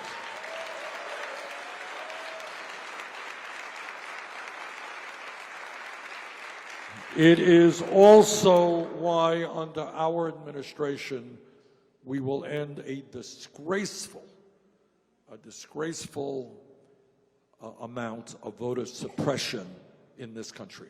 I have, I get especially angry as somebody who has run for office many, many times, that you got politicians out there who look at their state or their district and they say, you know what, those people are not going to vote for me. And instead of going to those people and trying to convince them as to why they should vote for you, they say, we're going to figure out a way where they don't vote. In Wisconsin, I think, the other day, they announced in some ugly way that several 100,000 people are going to be taken off the rolls. In New Hampshire now, they're making it harder for young people to vote. All over the country, they're making it harder for people of color to vote. It is an act of cowardly people who don't have the guts to campaign on their ideas and think the only way they can win an election is by denying people the right to vote. We're going to end that. I believe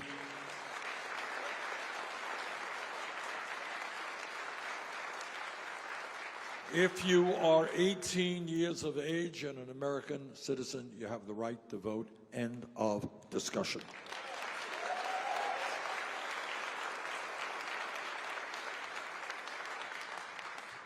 And when we talk about what's going on in our country and asking questions outside of the box, we have got to deal with the fact that today in America we have more income and wealth inequality than any time since the 1920s. We have 3 people owning more wealth than the bottom half of American society. How absurd is that? You got 1% owning more wealth than the bottom 92%. Over the last 30 years, top 1% have seen a $21 trillion increase in their wealth. Bottom half of America have seen a decline in their wealth. You got 500,000 people in this country today, including 30,000 veterans, sleeping out on the streets or in emergency shelters, and 49% of all new income is going to the top 1%. That type of grotesque income and wealth inequality is bad economics, it is immoral, and we are going to change that.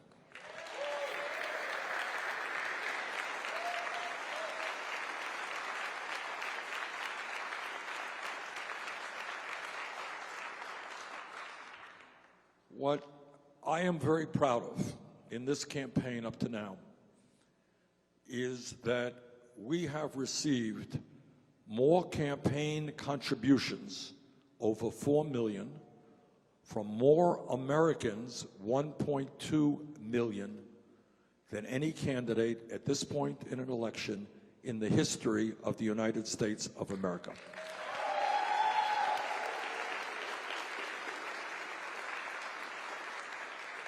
We don't have a super PAC. We don't want a super PAC. We don't go to wealthy people's homes. We don't have bundlers. We don't come out of those wealthy people's homes with hundreds of thousands of dollars. Our average contribution is $18. And they come from teachers, who are the largest source of our campaign contributors. They come from workers at Walmart who are making 11, 12 bucks an hour. Workers at Amazon. They come from the working people of this country. And our campaign is a campaign of working people.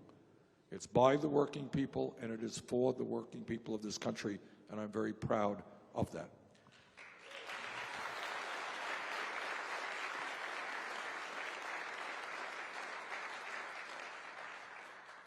And the agenda that we are fighting for, despite what some of my critics may say, is really not a radical agenda. It's what the American people want and know that we need. I don't think it's a radical idea to say that if you work 40 hours a week in America, you should not live in poverty. Ain't a radical idea.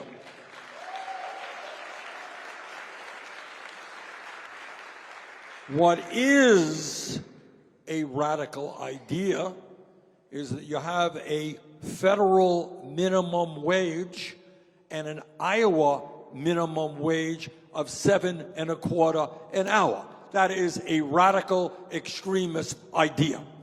Because nobody I know can live on $7.25 or $8 or $9 an hour. And that is why together we're going to do what the American people want, what 7 states have already done, what the U.S. House of Representatives has done. We're going to raise the minimum wage to a living wage, $15 an hour.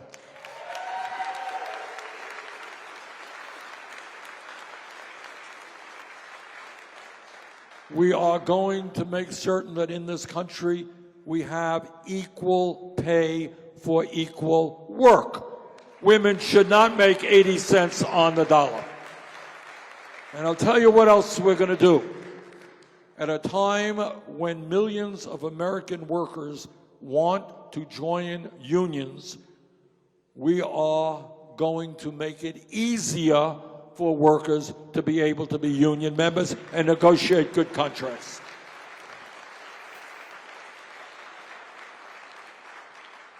None of that sounds terribly radical to me.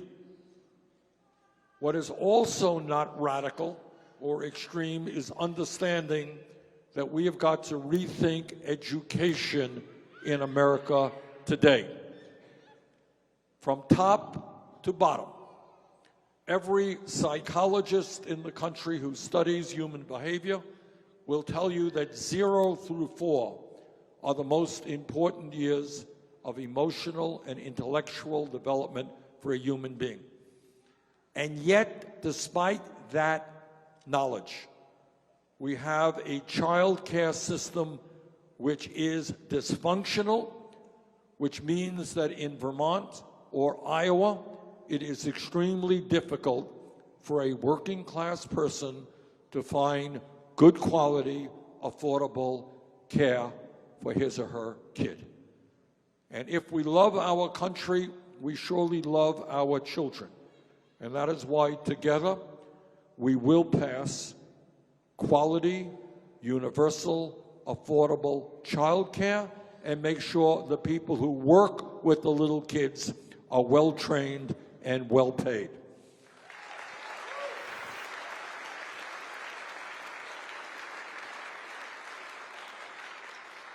And if we believe in education, and I think learning and education in general is what human life is about.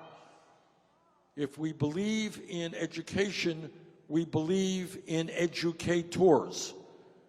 And we should not and must not have a situation which exists now where you got many teachers working 2 or 3 jobs in order to take care of their families. We are seeing good teachers leaving the profession because they can make more money doing other work. If we understand that teaching is one of the most important things that can be done, we're going to pay teachers in this country a decent salary commensurate with their important work of at least $60,000 a year. And I want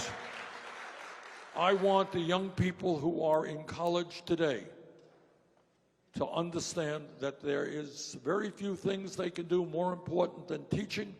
I want the best and the brightest to go into teaching, and they deserve to be compensated adequately for the important work they do. And when we talk about education, we understand that there are schools all over this country that are failing their kids, which is why we're going to triple funding for Title I low-income schools. And it also means that when we look at education, we understand that the world has changed in the last 50, 60 years. That 50 years ago, you can graduate high school and go out and get a decent job, manufacturing in your community, go out, you got a union, you're doing okay. That world has changed. And by and large, in a competitive global economy with exploding, changing technology, we need to make sure that every person in this country who has the desire and the ability, regardless of his or her income, should be able to get a higher education.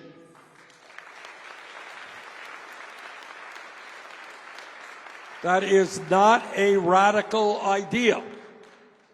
Actually, it is an idea, interestingly enough, that existed 50 years ago.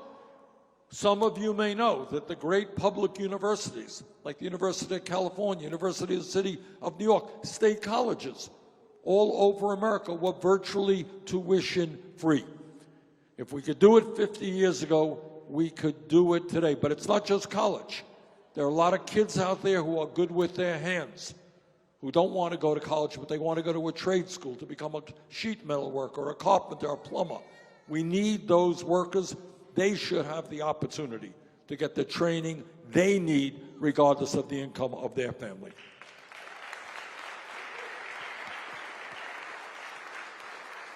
And by the way, when we think outside of the box and we stop taking the status quo for granted, we start thinking and looking at things in a new way. 11 years ago, against my vote, the U.S. Congress bailed out the crooks on Wall Street who nearly destroyed this economy because of their illegal behavior. They got a huge bailout. In fact, the banks today are enormously profitable. 2 years ago, despite massive income and wealth inequality, Trump and his friends gave $1 trillion in tax breaks to large profitable corporations and the 1%. See, that's what happens when you have a government whose policies are dictated by campaign contributions.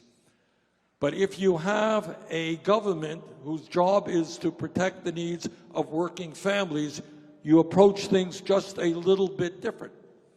And that is, instead of giving tax breaks to billionaires, what you do is cancel all student debt in America. That's what you do.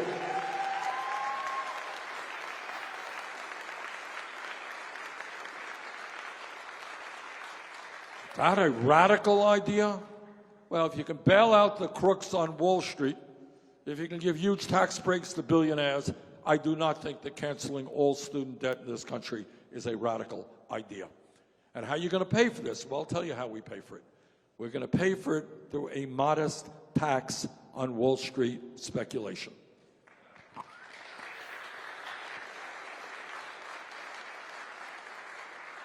Okay, and while we are thinking outside of the box, let's ask ourselves a simple question. How does it happen that in the richest country in the history of the world, which is what we are the only major country on earth that does not guarantee health care to all people as a human right? Is that a fair question? How does it happen that in America we spend twice as much per person on health care as do the people of any other country? We spend about, think about this, we spend about $11,000 for every man, woman, and child in this country. It's about double what the Canadians spend and what they spend in Europe. And yet, despite spending twice as much per capita on health care, an enormous amount, we tonight find ourselves with 87 million people who are uninsured or underinsured. Everybody know what underinsured is?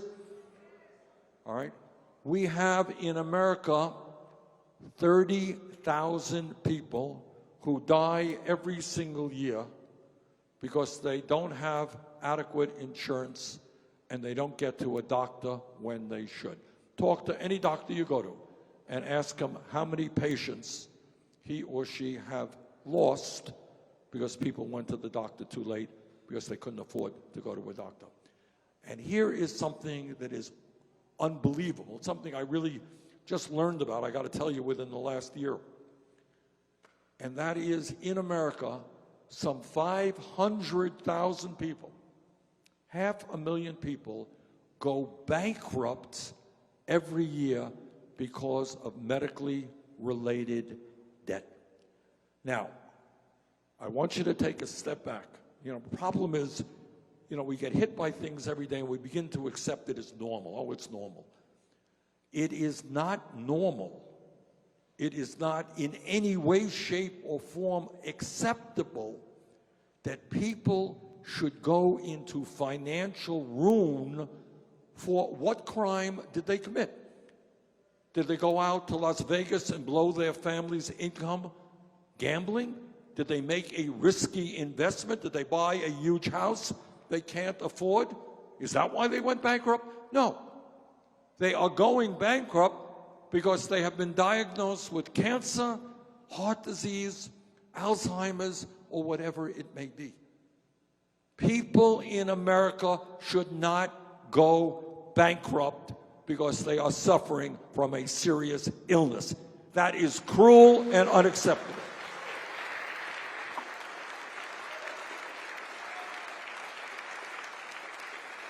And we don't think about that. We do not talk about that. You're not going to hear that talked about on TV or politicians. But to punish people, destroy their financial situation because they've been diagnosed with a serious illness is unspeakable. All right, so what are we fighting for? What we are fighting for is a health care system which has the goal of providing health care as a human right to every man, woman, and child in this country. The goal of a rational system is to do that and not be a system which is designed to make huge profits for the insurance companies and the drug companies.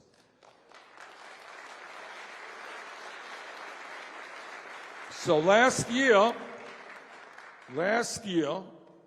while 87 million of us are uninsured or underinsured, the healthcare industry made $100 billion in profits. And they will spend many, many hundreds of millions, if not billions, and they're already advertising on Iowa TV. They'll be all over the country telling you how terrible Medicare for All is and what a great system we have and how hard they are working to provide quality care for all of you.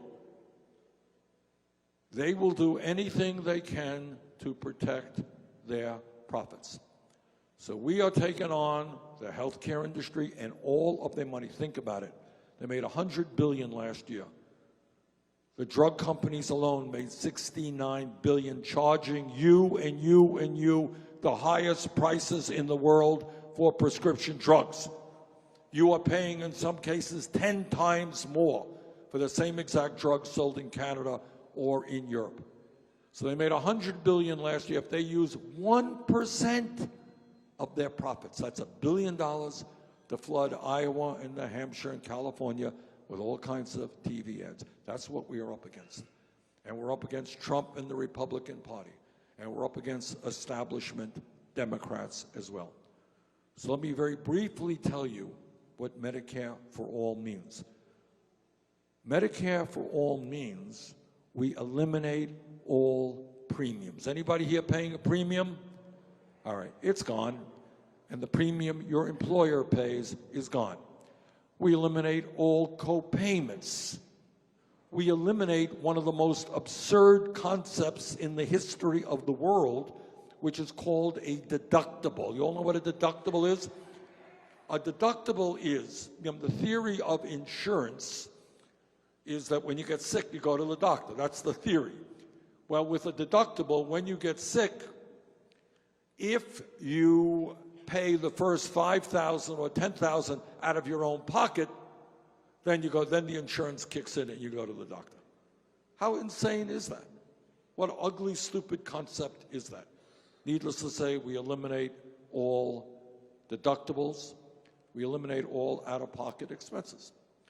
And I'll tell you what else we do.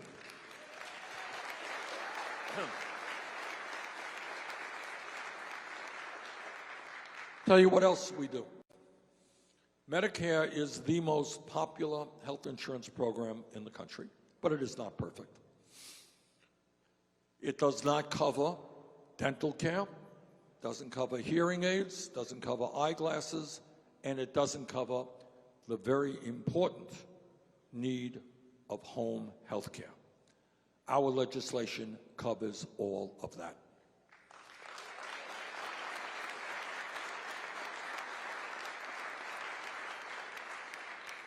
And what we do is we start off on year one by expanding Medicare to cover what I just said.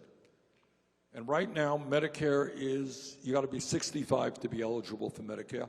Year one, we lower eligibility age to 55. Year two, 45.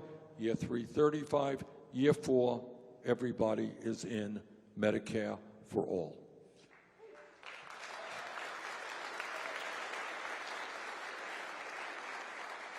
Now, some of you are thinking, this sounds really great. How are you going to pay for this stuff? He's eliminating premiums and co-payments and deductibles and out-of-pocket expenses. How are you going to pay for all this stuff? I'll tell you how we pay for it. Number one, we eliminate the profiteering of the insurance companies. It is gone.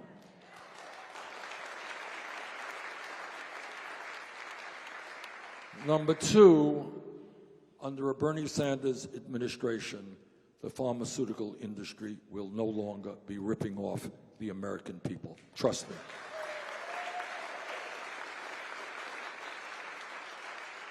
Number three, and maybe most importantly, the current system is not only dysfunctional, it is incredibly complicated to administer.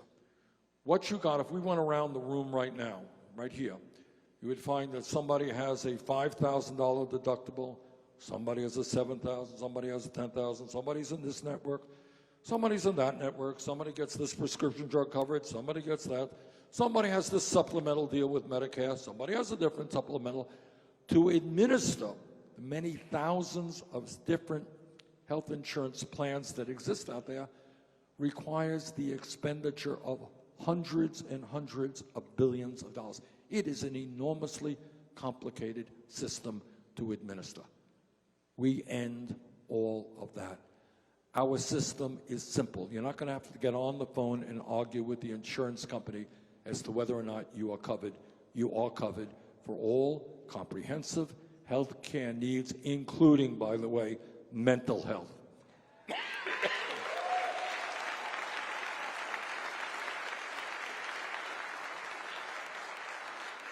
So, my critics will say, hey, Bernie, that sounds really great. How are you going to pay for it? And I will tell you. But before I tell you how I am going to pay for it, let me ask you how it is paid for right now. Because that's kind of an issue we don't talk about. The kind of assumption coming from my critics is healthcare is wonderful and free for everybody. I know all of you don't have to worry about paying for healthcare. It's all free, right? I don't think so. All right? Somebody tell me about premiums. What kind of premiums are people paying here? Anyone want to share that? $600 a month times 12 is $7,200 a year. You got any out-of-pocket expenses on top of that? Or you got deductibles. You got to pay out of your own pocket. So you must be a multimillionaire and there's not a problem to pay. No, you're not. Okay. So there's a man who's probably paying $10,000 or more. Yes, ma'am. How you paying?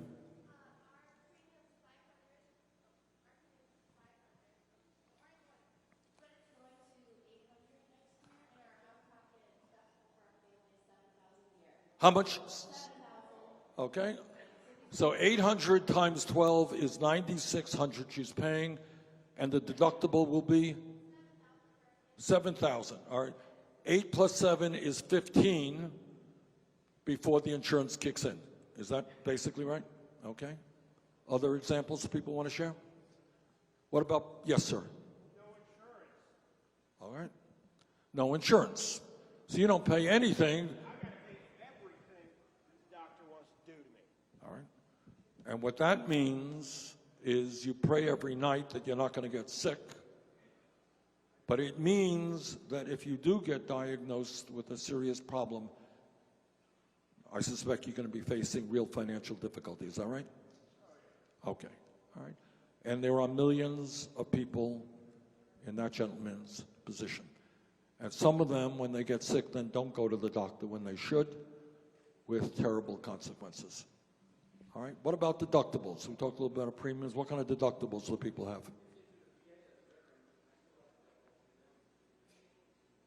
Okay. Hang on to that one. I want to get to that. Yes, deductible. How much? $5,000 deductible. So you got to pay $5,000 out of your own pocket before insurance kicks in. And you probably, with your insurance, probably have out-of-pocket expenses as well. Is that true?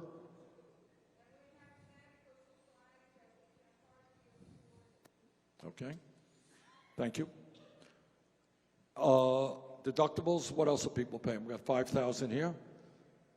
Anybody paying more, less? $4,200. Okay. All right. And the answer is some people pay $5,000, some people pay $4,000, some people pay less.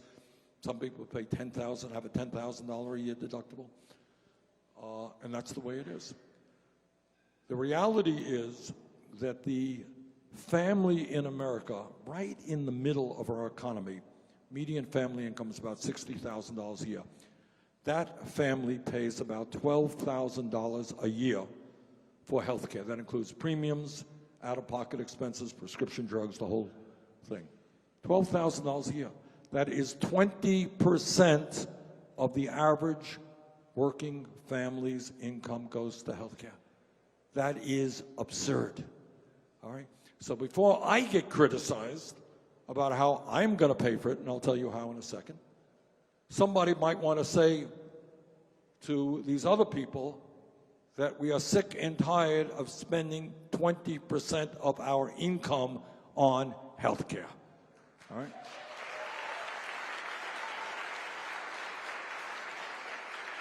We are sick and tired of having drug companies charge us 10 times more for the same exact medicine as they charge people in other countries. All right? So without going into great detail, here's what our plan means to working families. Let's stay with that $60,000 a year median income families.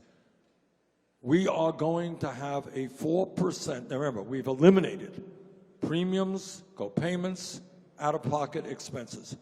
And under Medicare for All, by the way, because we're going to lower drug prices, nobody pays more than $200 a year for prescription drugs. All right? But I wish I could tell you otherwise. Healthcare is not free. It's an expensive proposition. We need to raise money.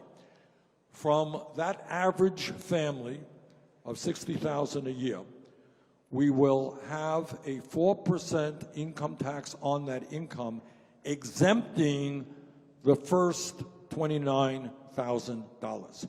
That means that family will pay 4% of $31,000, which is about $1,200 a year for comprehensive health care that you can never lose. How's that?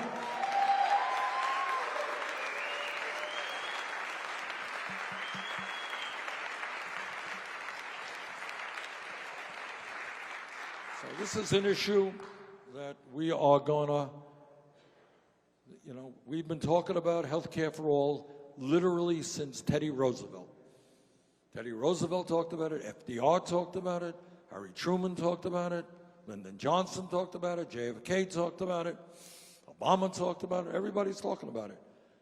I think the time for talk is over. The time is now for us to take on the greed of the insurance companies and the drug companies and pass Medicare for all.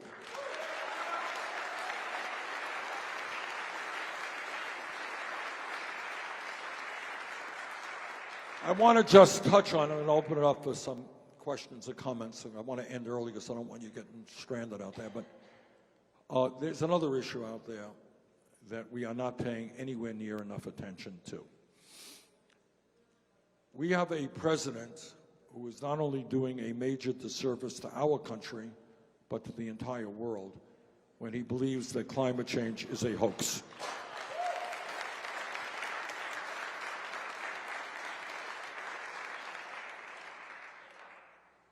According to the scientists, climate change is not just a reality, with the Earth getting warmer every year.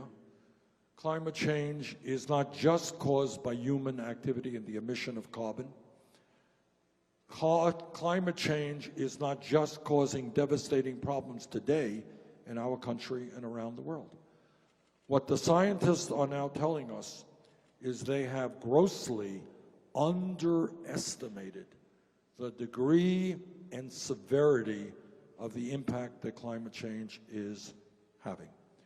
They have underestimated the speed in which the polar ice caps are melting and the ocean warming, which means that by the end of the century, if we do not get our act together, major cities in the United States like Miami, Charleston, South Carolina, New York City will be partially or significantly underwater.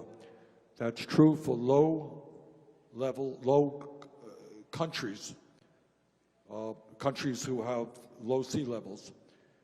In Vietnam, Bangladesh, where many, many millions of people will be forced to flee the areas that they are living on. What the scientists are telling us is we're going to see more extreme weather disturbances. Many of you read about the flooding in Venice, Italy last month, and in Houston, Texas, where unprecedented levels of rainfall hit those communities. Scientists are telling us there's going to be more drought. And what drought is about is that as we speak, Australia is on fire with unprecedented fires throughout their country. I don't have to tell anybody here what happened in Florida, in California, and it's happening now. Again, unprecedented numbers of wildfires and incredibly severe fires. I was in Paradise, California. You may remember that was the city that was hit. It's a sight to behold, to see a small town of 26,000 people. 86 people were killed, and hundreds and hundreds of their buildings were burned to the ground. And what scientists are saying is we're going to see more drought and we're going to see more wildfires. And by the way, for states like Iowa, where agriculture is so important, when you have increased drought, you're going to have shorter planting seasons, you're going to have lower crop production, and the quality of the crops will deteriorate as well. And that means not just the Midwest of the United States, but places all over the world, which means less food production, more famine, more hunger.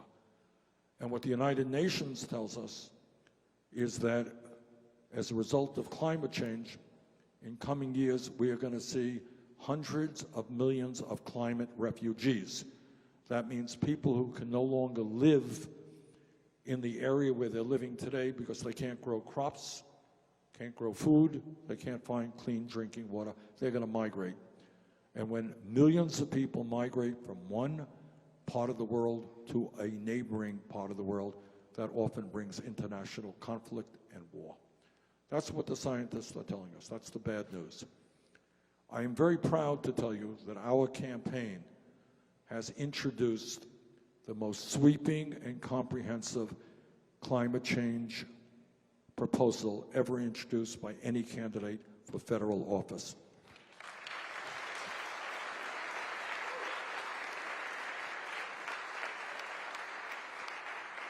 And this proposal is based on the concept of the Green New Deal, which will help us create up to 20 million good-paying jobs as we transform our energy system away from fossil fuel to energy efficiency and sustainable energy.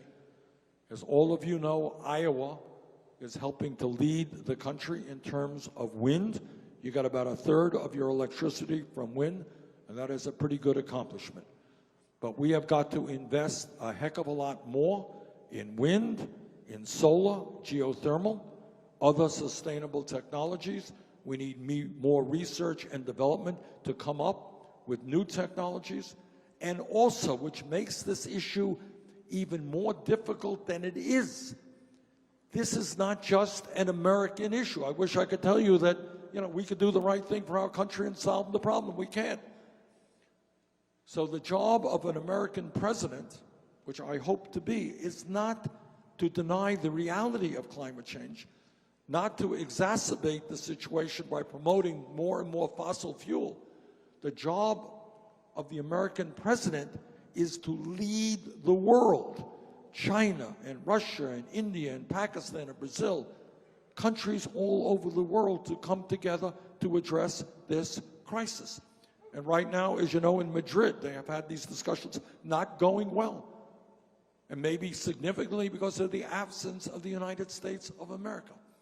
Well, I intend to change that. All right, and the main point that I will make to countries all over the world is that maybe, just maybe, instead of spending $1.8 trillion a year on weapons of destruction designed to kill each other, maybe, just maybe, we might want to pool our resources and fight our common enemy, which is climate change.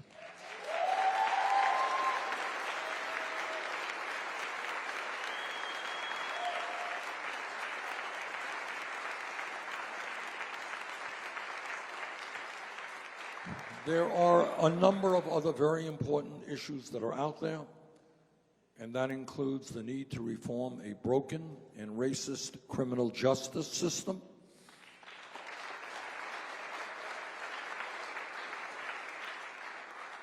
the need for comprehensive immigration reform and ending the demonization of undocumented people. It means addressing something that I know upsets everybody in this room and everybody in the country. And that is, we turn on the TV every, once in a week or once a month, and we see another horrific mass shooting taking place somewhere in America. So all that I will tell you is that our gun policy, the gun policy of our administration, will not be determined by the NRA, but by the American people.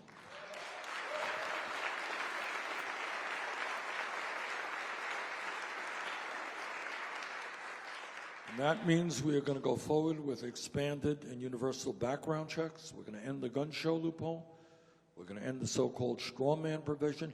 And we're going to do what the American people now want us to do. Not a few years ago they didn't want it. Now they do.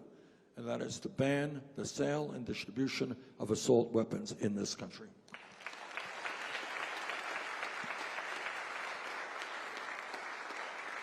Let me also say, as a United States Senator, I often find myself, on the floor of the Senate listening to speeches made by my colleagues, including some of my conservative colleagues. And the mantra of my conservative colleagues is they believe in small government. They believe in getting government off the backs of the American people. Do what you want to do. Get government off the backs of the American people. And I would say to those conservative senators and members of the House, if you believe in getting the government off the backs of the American people, understand that it is the women of this country who have the right to control their own bodies, not the government.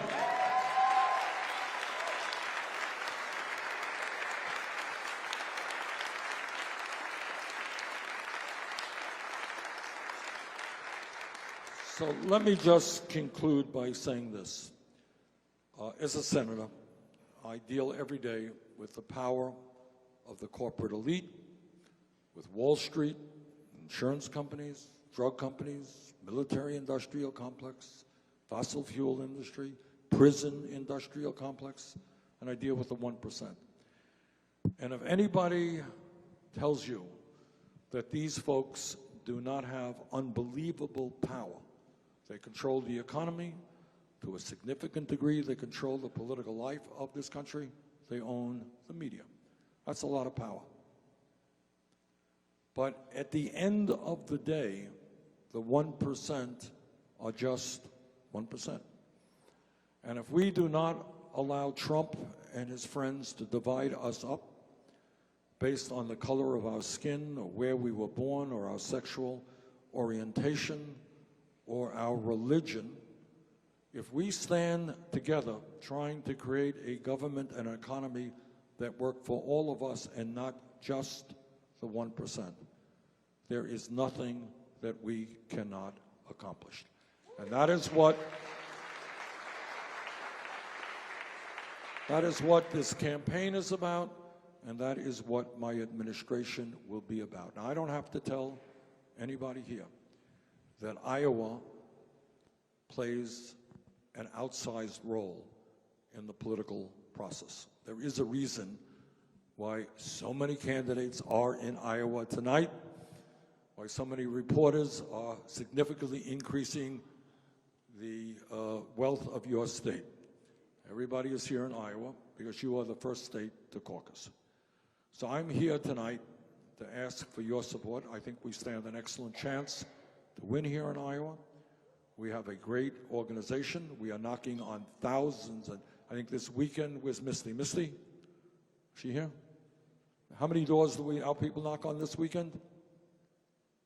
I think we've knocked about 28,000 so far. This weekend. This weekend.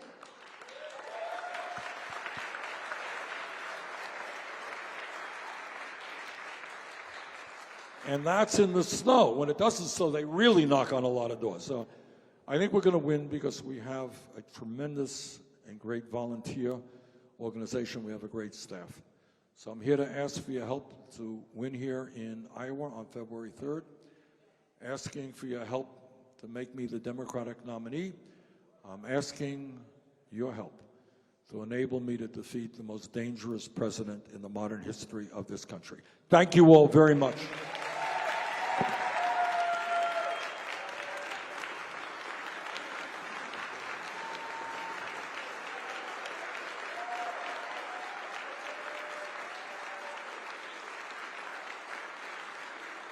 Thank you very much. Okay, I'd like to take a few questions and comments. And I don't want people staying here too late because I don't want you to slide off the road there. All right, questions and comments. We got Misty, you got a mic? Who else has a mic? All right, Bill, you got a mic? Okay, questions? All right, I see a hand right there, sir. Here, wait for the mic. Give us your name, please. Hi, my name's Jeremy. I'm a resident of Centerville, Iowa. I understand that climate change cannot be fixed by policy alone, okay? In order to fix climate change, we actually need to take action. What actions are you encouraging your supporters to go out and do to actually help fix the problem of climate change? Because it can't be done just by policy alone. Well, policy helps every person be involved in the solution. Let me give you an example. A few years ago, I think about 3 years ago, my wife and I put solar panels up in our house. And here's the point. We had the money to buy the solar panels. And the result of that is that our electric bill in Vermont went down by about 80 or 90%, okay? I want everybody in America, so we save money. Over a period of time, we'll pay off our investment in solar panels, I don't know, 6, 7 years, and then we get free electricity, or virtually free electricity. I want everybody, I could afford to do that. I want everybody in America to be able to do that, to get the upfront money they need to put solar panels up on their roof, which will help us significantly in reducing climate change and save you money on your electric bill, okay? In Vermont, like Iowa, the weather gets pretty cold. And we have many older buildings, as you do in Iowa, that are poorly insulated, that are energy inefficient. We got wind whistling through people's homes. I brought in a substantial sum of money in Vermont to help people retrofit their homes. And I will never forget being in the homes of two older women. They were sisters living together, and we saved them 50% on their fuel bills because we retrofitted their home, more insulation, better windows, better roofing. We do that all over America. We put people to work doing that. We build the insulation and the windows and the roofing in the United States. You put more people to work, and we save you money on your fuel bill. All right? So those are transportation, the same thing. We have to rebuild our transportation system and our rail system. We are way behind other countries around the world. All right? If you want to keep cars off the road, have good freight rail and strong passenger rail. We got a long way to go in that. Put people to work doing that. We should be moving toward hybrids and electric vehicles. Create a whole lot of jobs producing those vehicles. So my point is everybody in the country, all of us, are going to have to play a role in making this country more energy efficient and moving to sustainable energy. Okay, other questions? Yep, I see a hand over there. Can you hold that mic a little bit closer, please? I'm Riley, electrician at IBEW Local 13 here in Southeast Iowa. Before I joined the union, I had my 4-year apprenticeship at non-union ABC. A couple things I want to comment on. I felt like I did not get a good education, and part of that reason is we had about 50 kids or guys in our class to one professor, and it's 1 day a week, so you dealt with, for a hands-on trade, you didn't get a lot of one-on-one, other than learning in the field. And second, at my non-union contractor, when I finished my 4-year apprenticeship, I was making less than what our first-year apprentices made. Aside from organizing everybody, what can you say to help in that? Thank you. Thank you very much. Thank you for the work you're doing. And by the way, I have been to, if my memory is correct, and I think it is, IBEW apprentice programs in various parts of the country. A couple of years ago, we had the ambassador from Germany coming into the United States. I don't know if you know that, but in Germany, they have a very, very strong apprenticeship program. And what I said a moment ago, is not everybody wants to go to college. There are enormously important jobs to be done in our economy, which pay people really good wages if they have the training and the skills to do those jobs. So we have got to greatly expand apprenticeship programs. In Germany, what they do is they take kids out of school partially, and they are training those kids and paying those kids when they are in school. They're earning a paycheck early on. So I love, and I have seen a number of union apprenticeship programs. You're looking at maybe the strongest pro-union member of the United States Congress. We look forward to working with the unions in developing those apprenticeship programs. And I want to show how everything is related to everything else. What we want to do in terms of criminal justice is invest in our kids in jobs and education. All right, if we had good apprenticeship programs in the schools, there are a lot of kids who are thinking about dropping out now who would get to work with their hands, get the training that they need, and the decent jobs that are out there. So look forward to us working closely with unions on those apprenticeship programs.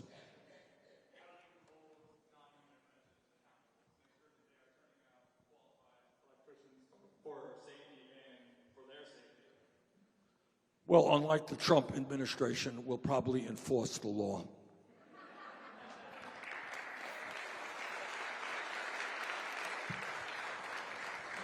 Bill? Hey, thanks, Bernie. Zach Simonson. I'm the chair of the Wapello County Democratic Party, by the way. I wanted to welcome you here. I took it hard this week when I watched the UK election results.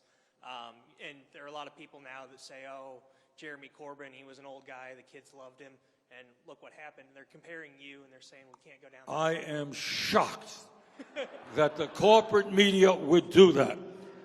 See, we much prefer to be ignored, which is often the case. Because when we're not ignored, you get those things. Look, Corbyn is Corbyn. The UK elections are the UK elections. We're not quite dealing with Brexit here and the other issues that impact the UK. So, look, it goes without saying that we have gotten the establishment and the corporate media very, very nervous, all right? Because they're catching on that we have a good chance not only to win the nomination, but to defeat Trump. And that's not something that they want to see. So, look, you can expect that in the weeks and the months to come, you're going to hear a lot of ugly stuff. That's the way politics is, unfortunately. Take it with a grain of salt. Yes, ma'am. Okay, Karen, we're going to get you a mic here in a second. Yes, stay down. You don't have to stand up if you want. My name is Karen, and I'm wondering how would your administration repair the damage that has been done by the current administration with our allies and with NATO and the world? Thank you. That's a very big issue.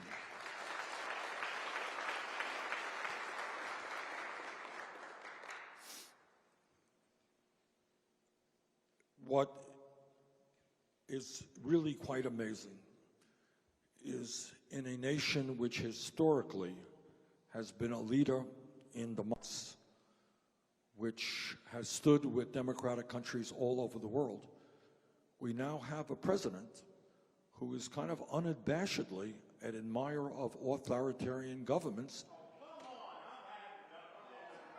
Hold it. Excuse me. Here's it. Hey, excuse me. Don't disrupt a meeting, sir. Please sit down. All right, I am in America, whether Trump likes it or not, I will state what I believe to be true. All right, hold it. Sir, that's your point of view. You're entitled to it. I'm entitled to my point of view. All right? Okay? But I don't, no, I'm sorry, you can't disrupt the meeting. Please sit down. Please sit down. Thank you. Okay, that's fine. You can leave, but don't disrupt the meeting. Okay. Thank you. Okay. All right, please don't. You say, I believe in democracy. You have a right to speak, but you don't have a right to disrupt. All right, calm down. Calm down.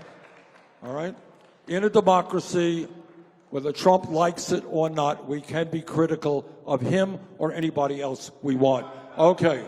Thank you very much. Sir? Okay, that's enough. That's enough. That's enough. Thank you very much. That's it. Thank you. Okay, we got a question. Another question? Yep, right here. Yes, ma'am. Yep. Oh no, that's, yes, right here. Yep, grab the mic. Hello, Senator. Sorry about that. That was weird.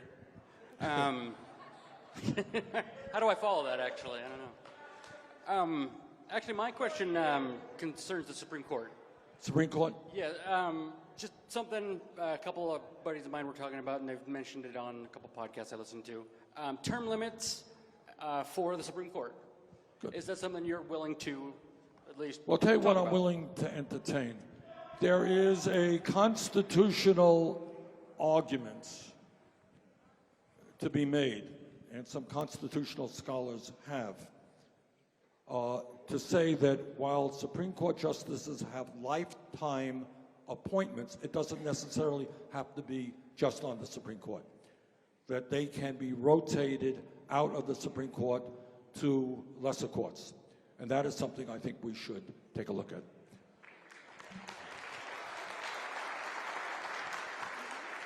Gentleman right here. Oh, I'm sorry. Yeah. I just feel like that Yes, ignoramus okay. interrupted our answer. I am sorry.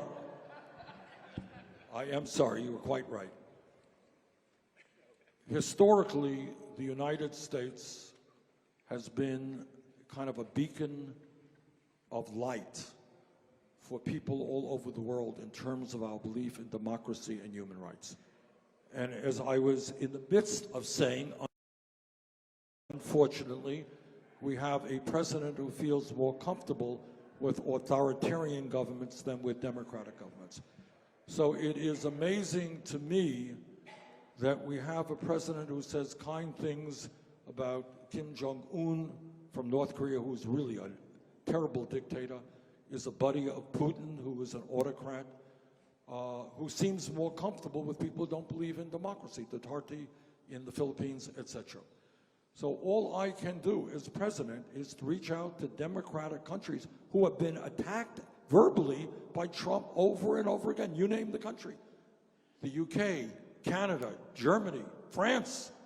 I mean, these are our historical allies who share our belief in democracy. So we have a lot of work to do in restoring those historic relations, and that's certainly something very high up on my agenda. Okay. Yes, young person in the back there, stand up. Good evening, Senator Sanders, and thank you for the time to speaking with us tonight. My name is Charlotte Flanders, and I grew up here in Ottumwa, Iowa. Currently, I'm getting my master's in public health. As you have addressed, healthcare costs is one of the most significant barriers for millions of Americans. Another factor and a big public health concern is the lack of healthcare resources among rural communities. As president, how will you provide solutions to rural communities lacking health services? Thank you for that excellent question. As you know, rural hospitals have been shut down all across this country. And by the way, in America today, we are looking at a decline in life expectancy. Do you know that? 3 years in a row, actually going down. And one of the reasons is what's happening in rural America. So the problem now is that if you are an insurance company, you don't make money providing health care to poor people in sparsely populated areas. That's not where you make your money.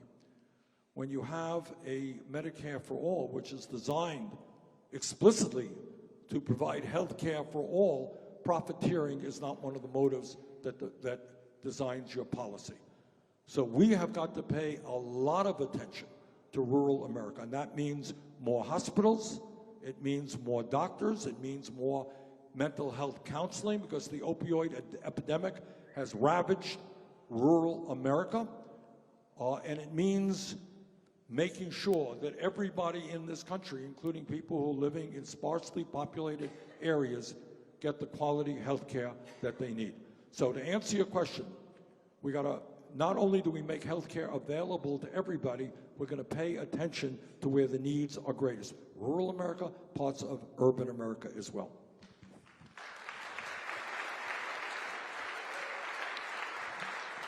Ma'am? Yeah. All right, if it's okay with folks, this may be the last question because we got a kind of a long trip in front of us. Yeah. Thank you for running, Senator Sanders. My question regarding disability reform. Thank you. I lost my job of 17 years after my disability got worse over the years.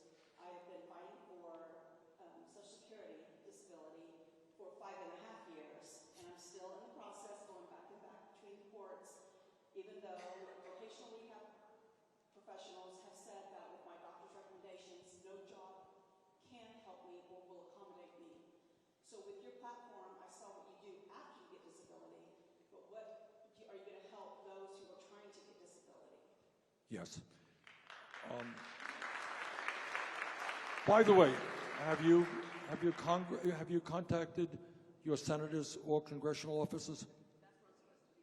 All right, we do that a lot. I mean, people call up our office, and sometimes the bureaucrats will listen to a senator's office or a member of Congress's office. I recommend that you do that.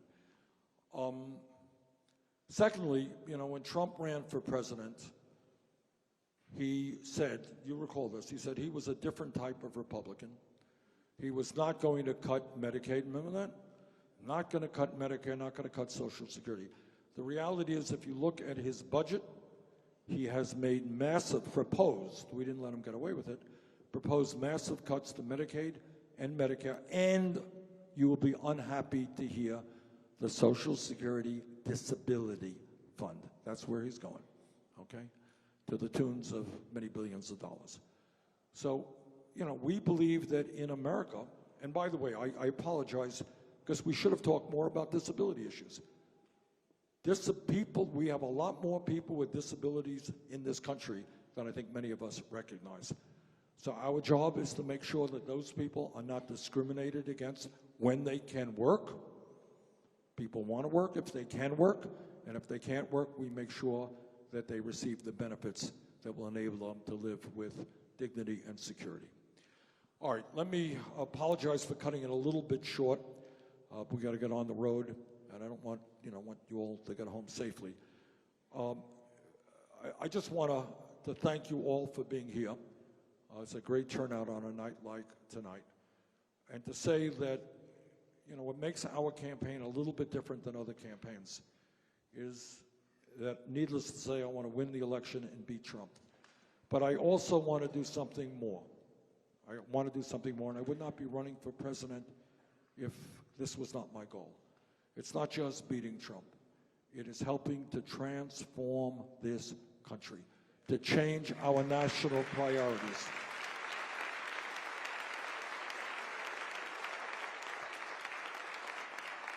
And it's not something, you know, and I think I'm the only candidate who will tell you it's not something that just one person can do, not even a powerful president. We are in this together.